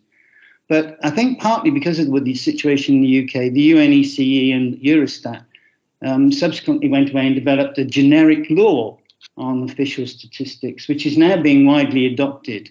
And part of my life now is spending talking to developing countries about adopting that generic law. And one of the key features of the generic law is the requirement for an NSO to produce both an annual work programme of all that's going on and a multi-year one, which is a longer distance one. And that is a clear policy statement by United Nations Statistics Directorate as well. So ONS does nothing on this front at the moment. There is a 5-year business plan or a strategic plan, but that's so broad brushed as to be almost meaningless. I presented a paper to PACAC on all of this in 2019, comparing the SRSA and GLOS, and one of PACAC's recommendations was for ONS to develop that work programme. They saw it both in terms of the need for users, but also to help reinforce the GSS concept, where it was already clear back in 2019 that the traction that ONS was having on the GSS was much reduced. And it was quite interesting that when he gave evidence to to PACAC when he was in his former capacity at OBR, that Robert Choate actually said that the presence of the work programs would strengthen the hand of the statistical professionals in department. So that particular recommendation by PACAC, like as Simon said, many others, has just been blithely ignored, and it's something which I would think needs to be pursued. And if Denise hasn't already done so, I'm sure she has. That whole review, that 2019 review, is a good repository of useful things that that ONS and UKSA needed to do, which they've never got close to pursuing. The second point I wanted to make related to the confusion that exists between official statistics and national statistics. And the term national statistics was introduced by Tim Holt in 2000 when he introduced the concept of national statistics. And it was meant then to mean that statistics that conform to the code of practice and based on UN fundamental principles. And I think the majority of statistics at the time, we were all asked as heads of professions which ones did we think met that requirement, and we mostly said yes because it reduced our work burdens. So the SRSA codified this, and the assumption was that any new statistics would progress through the process of being originally identified as official statistics and then becoming a national statistics after they'd gone through the review process with OSR. But there's always been a confusion, as Rachel so clearly identified. People don't know the difference between what an official statistic is and what a national statistic is. And I was pleased to see that OSR has tackled this issue recently by undertaking a review. But I'm afraid it's got worse rather than better, because what they're now proposing is, whereas we had a logo for what a national statistics is, they're now proposing to introduce, as well as a national statistics logo, an official statistics logo. And that just, to my mind, beggars belief. How that helps the user, I just do not know. But much more worrying is what we discovered through Paul's committee recently, when we talked to ONS about this, is there are something like 90 official statistics out there in the GSS now that are going nowhere near the national statistics designation process. So they're not conforming, or there's no evidence that they're conforming with UN fundamental principles. And this, to me, strikes me as a complete breakdown in what the process is, the original process in the Act was intending to cover. So those were just the two quick points, Andrew, that I wanted to make about the current governance arrangements. Okay, brilliant. Thank you so much for that. And I think we are now on to our final presentation. So over to you, Jeff, who is now with the Trade Union Coalition. I want to reinforce Jill Leyland's comments and likewise concerned about the sway of groupthink over the ONS and I presume the UKSA. This goes beyond inflation, but inflation is inevitably the flashpoint because it's the most visible of economic phenomena to the public. So in the context of the present cost of living crisis, we shouldn't be surprised by Jack Monroe's intervention, or that in a week's time, our annual Congress will be debating a motion proposed by the GMB Union, RPI, Save the Rate. I want to stand back and consider the history of this, which follows from my wider interest in the relation between social change, academic discourse, and economic outcomes. And I'm glad you greenlighted at the start eclectic contributions. Maybe many of us know that the use of wage indexation in the First World War was critical motivation to the debate on price index theory. But this came in the wider context of a labour movement that had reached a critical mass and could no longer be denied a place at the table of public debate. And we have been, ever since, natural protagonists in the public debate about statistics. But there is a sense that once we were at the table, rather than reasoned discourse, we met with the higher authority of economic science.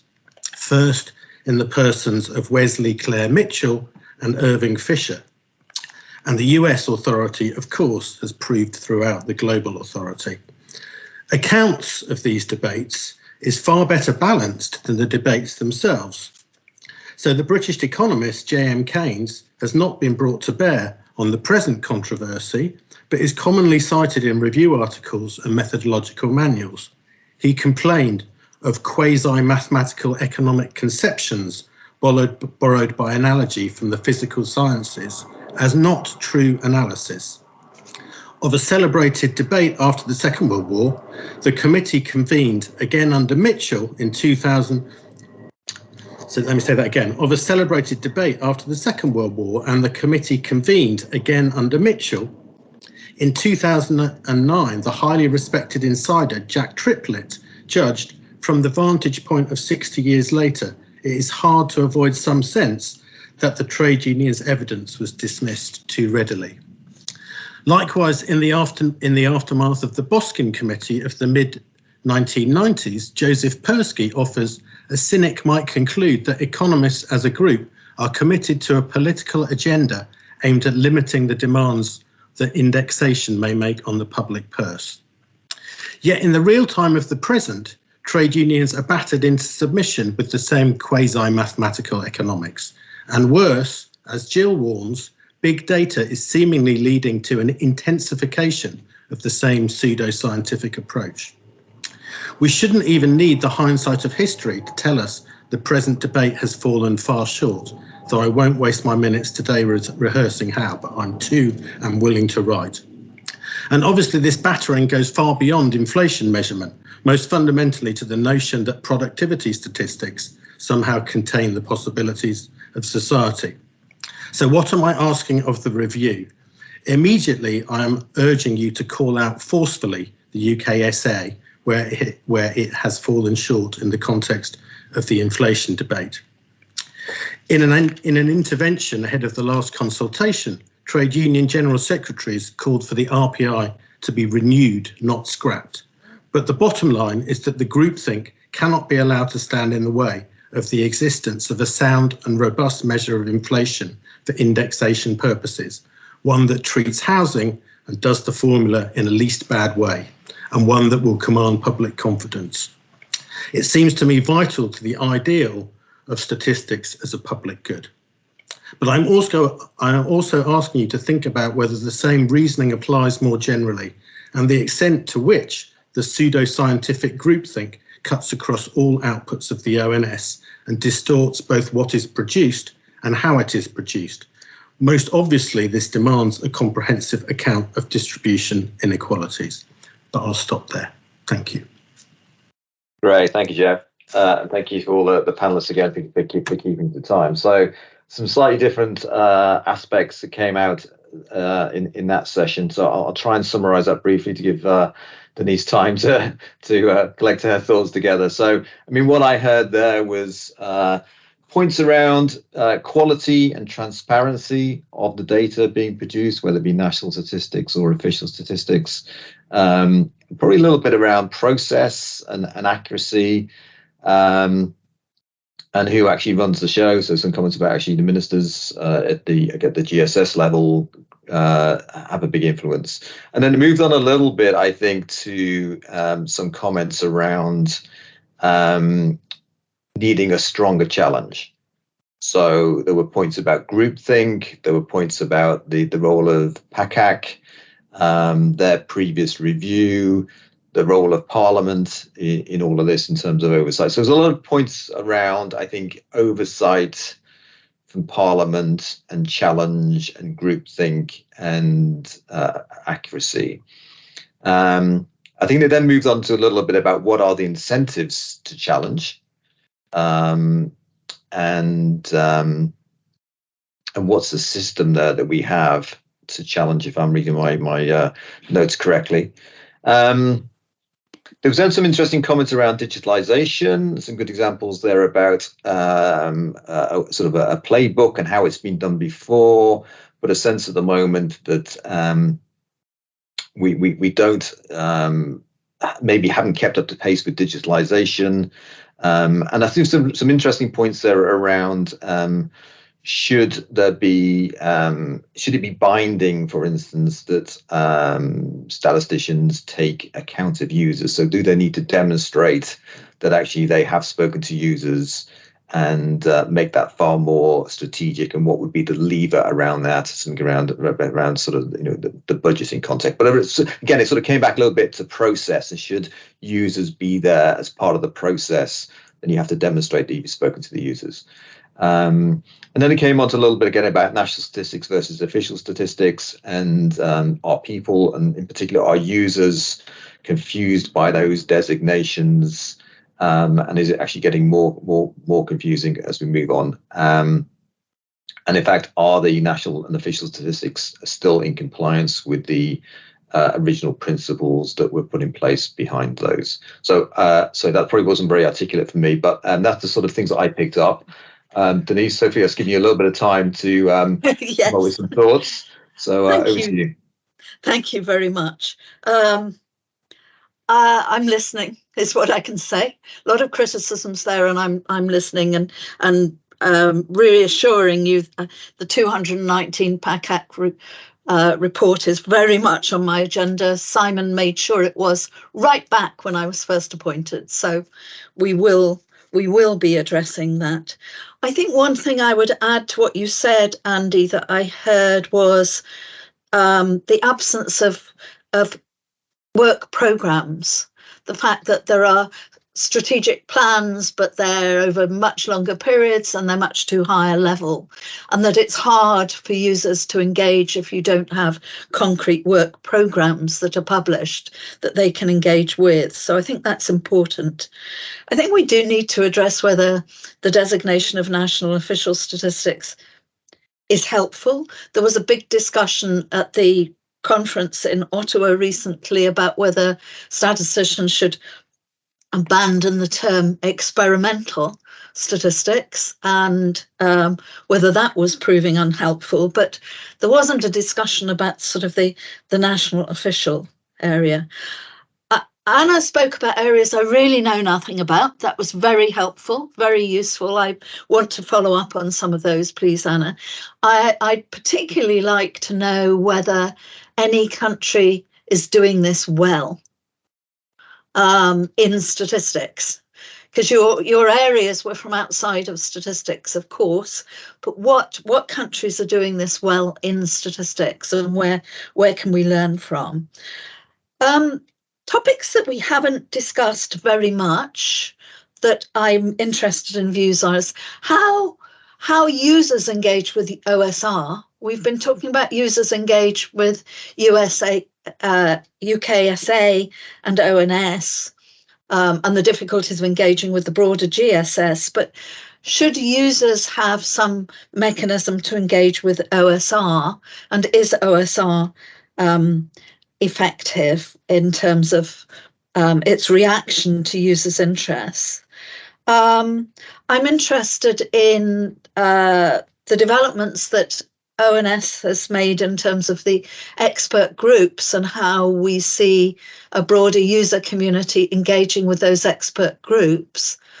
I have to admit that I didn't even know about those expert groups until I started to do the review, and I thought I was quite clued up on the statistical system. So I think I'm interested in engagement with those and how we can use those to the advantage of the broader user community. We've talked a little bit about skills, statistical skills, but one of the issues is how statisticians within government engage to the analytics services, and whether the initiatives such as the data science campus are actually driving innovation in the statistical system, and should they, and how could we achieve that?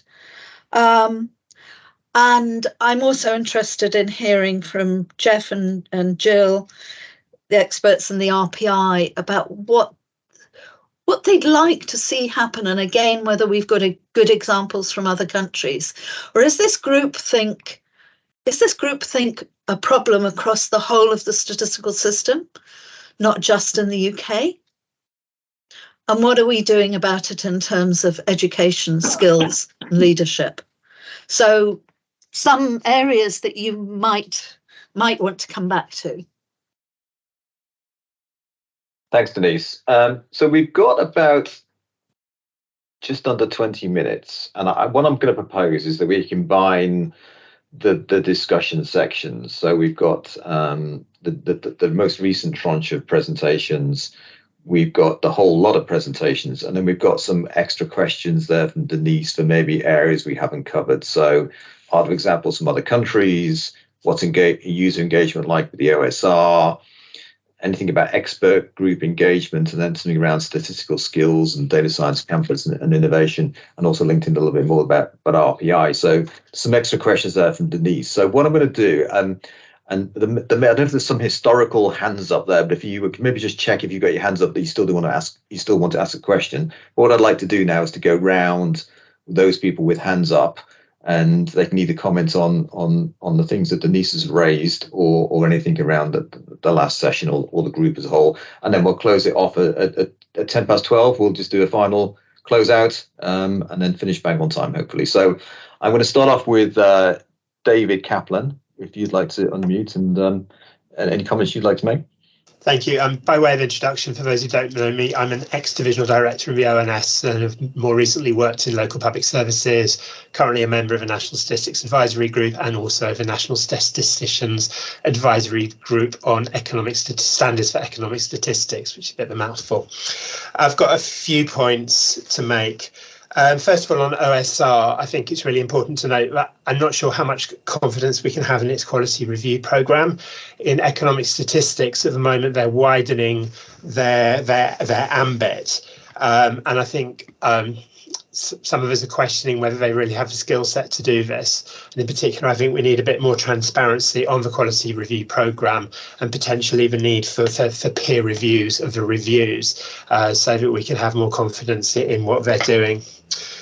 There was a point made about the planning or absence of planning within the ONS, and it sometimes seems to me that there's a focus on the new and shiny rather than on the core product. For example, at a fairly recent presentation, the National Statistician announced, oh yes, we're going to focus on net domestic product rather than gross domestic product, and all good stuff, but the core economic statistics that drive a lot of the decision making remain really important, and it's important that the ONS does get that balance right between innovation and focusing on the historical core. I have questions about the effectiveness of the ONS, which I think sort of relates to the skills set.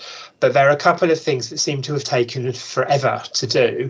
So the first one is, we were talking about scanner data before. Now, I remember being in the ONS in the early 2000s and talking about the use of scanner data in price indices. Now, maybe we are making progress now, but in sort of 20 years, we don't seem to have done very much. Another example was the 17 years it took between a review recommending the use of double deflation in the national accounts and its implementation. So there does seem to be quite a lot of slowness in there. And that also ties into the point, which I think Jill mentioned, really, is do ONS have the skills it needs to deliver on statistical products? There's been a lot of focus recently on the delivery of data science. All good. There are also now an awful lot of economists in the ONS, not all of whom, in my experience, are that skilled at measurement, and whether there is a hierarchy where strong statistical skills are not necessarily as high in them as users would expect. Two more points. Dissemination across the GSS is not given enough priority. It has to be in an appropriate form, and those are different appropriate forms. Not enough use is being made of APIs at the moment.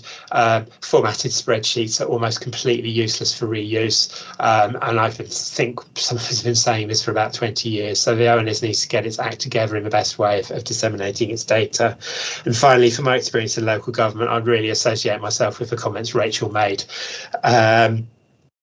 There's actually a huge cost to local government because of both missing data and of not disseminating existing data in a way that's useful to local public services. So, thank you. Great, thank you. Next on to Tom King. I wanted to respond to Denise's question about OSR and then something about research integrity. If you look at the casework that OSR has, there's a small enough number that they still manage it, responsively. And in my experience, this works well. If you have a clear concern, you get an effective response. I think there is an issue for some people that if something isn't resolved, it can be forgotten. And I think that's an issue that if you're a user and expecting OSR to resolve it, if you don't sort of keep an eye on it, you might be disappointed. That's not been the approach that I've taken. But I find interacting with OSR is fine. Yes, but I say that because also I write to them about things about ethics, and people are anxious when I write to them about ethics. So I think they take this perhaps more seriously than other issues. There's a clear reputational problem there, and I should have introduced before that I established the RSS Data Ethics Group 5 years ago. So the issue about research integrity, the kinds of points that were made by some of the people just now, I think I was quite encouraged to see that ONS has slipped out an announcement that it's now a public sector research establishment. I don't know what that means. So I looked it up, and it does look like they're supposed to take account of all these sort of research integrity issues that Simon was talking about. And I don't know if this is just an administrative ruse to achieve something else, but I think it has great potential actually for a lot of other development in terms of the way statistics work, and the modernisation of ONS, and the skills for its staff. Actually, the idea that it should be valued that staff at ONS have research degrees. I don't know whether that's the case, but as a PSRE, they have to report the number of people who have PhDs. I mean, I think I would like to know what they're doing, but apart from the fact that they are one, I have no idea what is happening. So I guess this takes a while to set up, but I would hope that actually once there is this identified, they should have a chief scientist, I think is an expectation there. Once this sort of role is identified, there would be places to direct concerns about research integrity in a broader sense that there hasn't been before. And actually, I think that would be quite valuable in supporting some of the needs of the research community as partners with ONS, and some of these concerns about the integrity of the work produced. That's Tom. Sorry, I'll stop.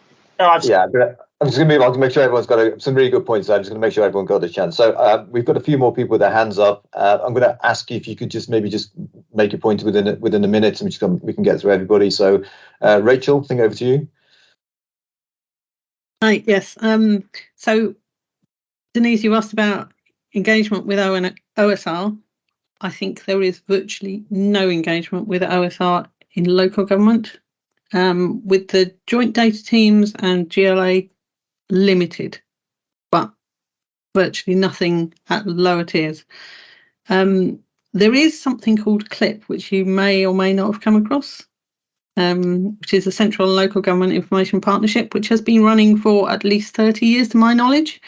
It has been watered down severely over sort of the last 10 years, which is how local government should officially engage with central government on these matters. The other thing I wanted to say a little bit about was the ONS planning. Theoretically, you've got the planning of announcing what's going to happen, whether it's within census or within the sort of demography stuff or within the HCIs, all that stuff. We're told all these things are going to happen. They don't. Sometimes bits of it happen. Rarely does anything happen as they say it's going to happen, and certainly not to a timetable they say is going to happen. And what that means is that we are constantly waiting because they're promising something and it does not materialise. And what an example of where this has gone badly wrong is the population projections, that ONS know that there have been serious errors with the way that they're processing international migrants, and that they have got the wrong number of children in certain London boroughs, have done for a long time. They know that that's a problem, they acknowledge that that's a problem, but they are unable to fix it. We are doing what we can to produce better statistics, and actually other government departments are using our projections rather than ONS projections because they can see that there's a problem. That is not good enough for our national statistics body, I'm afraid. Great, thank you, Rachel. Jill, I think you're the next one on. Yes, thanks, Andy. I mean, there's an awful lot I'd like to say, but I'll restrain myself. One point about user engagement, it takes two to tango, and you've got to get users who are willing to engage. And in my experience, that doesn't always happen. A whole plethora of reasons. Sometimes people just aren't interested. And sometimes, of course, the system appears too complicated, too dense, and it's all too difficult. Which I think it would be good to have some dedicated support, as we did have back in around 2011, 2012. On the scanner data, I agree. I mean, it has seemed a very slow thing to come in, but I did attend a United Nations Economic Commission for Europe conference back in June, and I have to say I was pleasantly surprised at the role that ONS was playing and at how engaged they were, and indeed leading on some aspects. And I just thought I'd mention that. That's it. Thank you, Jill. Simon?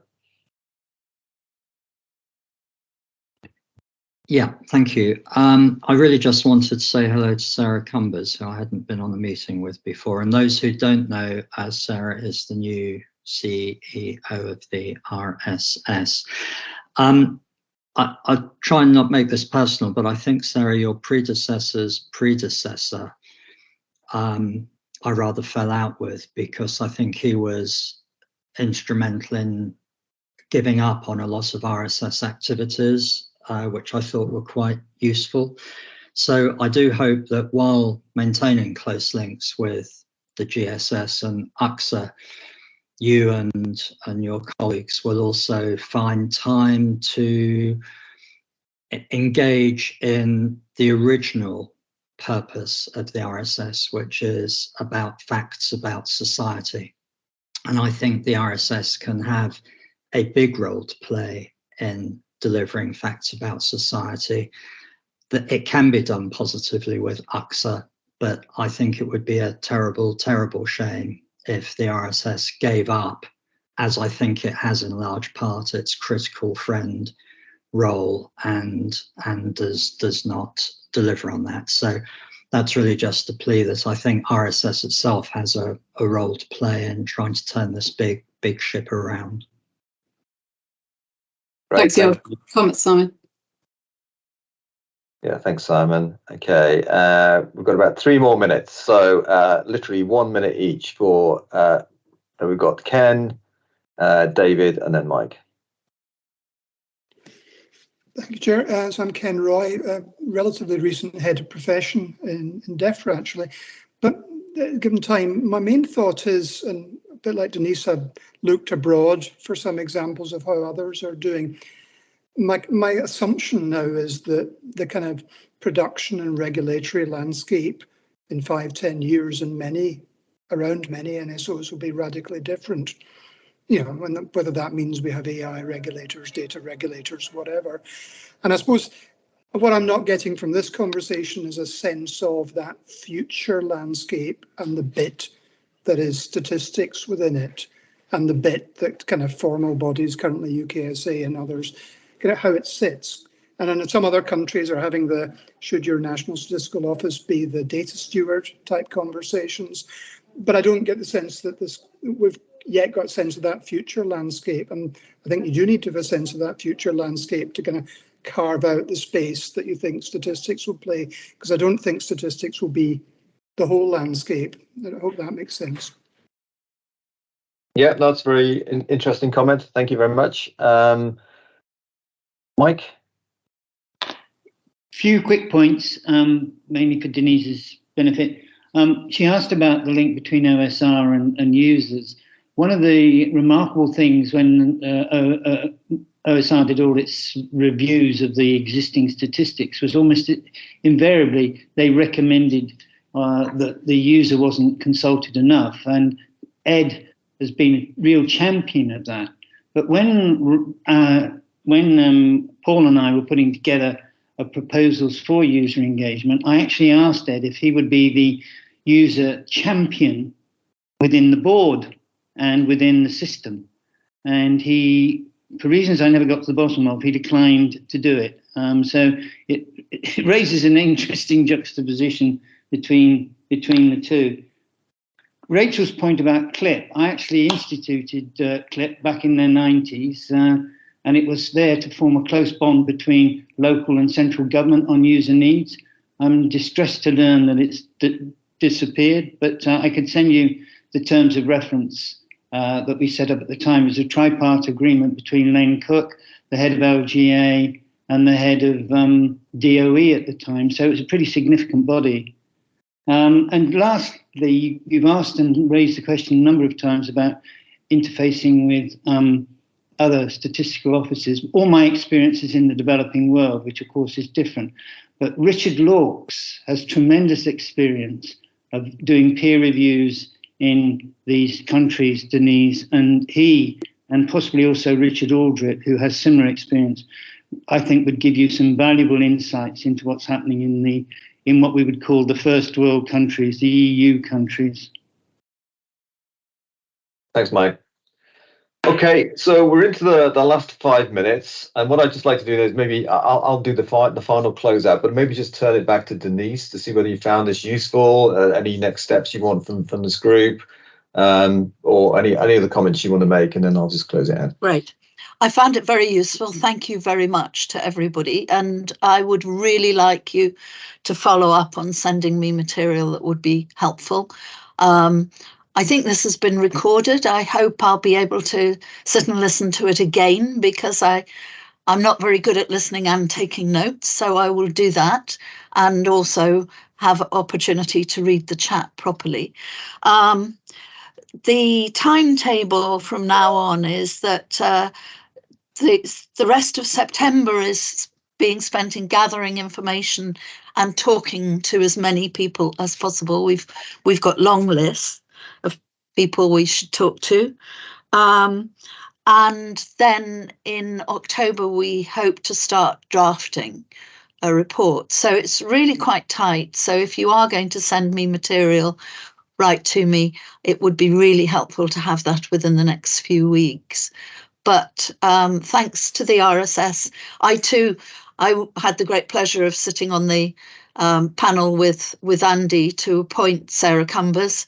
Welcome, Sarah. I look forward to working with you, not just in relation to this review, but longer term as to what the RSS should do in relation to the statistical system and how we can make a positive contribution. So thank you to everybody. I appreciate pressures on time, and it was very helpful. Brilliant. Thanks so much. Yeah, and in fact, it's Sarah's first day today. So this is, I don't know if this is a baptism of fire, or I don't know what you call it, but it's certainly, you get a good sense of the views from the RSS. So first of all, I'd just like to thank Denise for her willingness to take part in this forum. So that's been brilliant, and I think it's been a nice opportunity to pull all this together. Some great comments. I certainly learned quite a lot from this meeting. So thank you for keeping it nice and constructive, everybody. I'd like to thank all the speakers. You've all kept very well to your 5 minutes. I'd also like to thank the people that have asked questions or added comments as well, that have kept to their sort of 1 minute as well. So we've kept it nicely disciplined. We'll finish on time.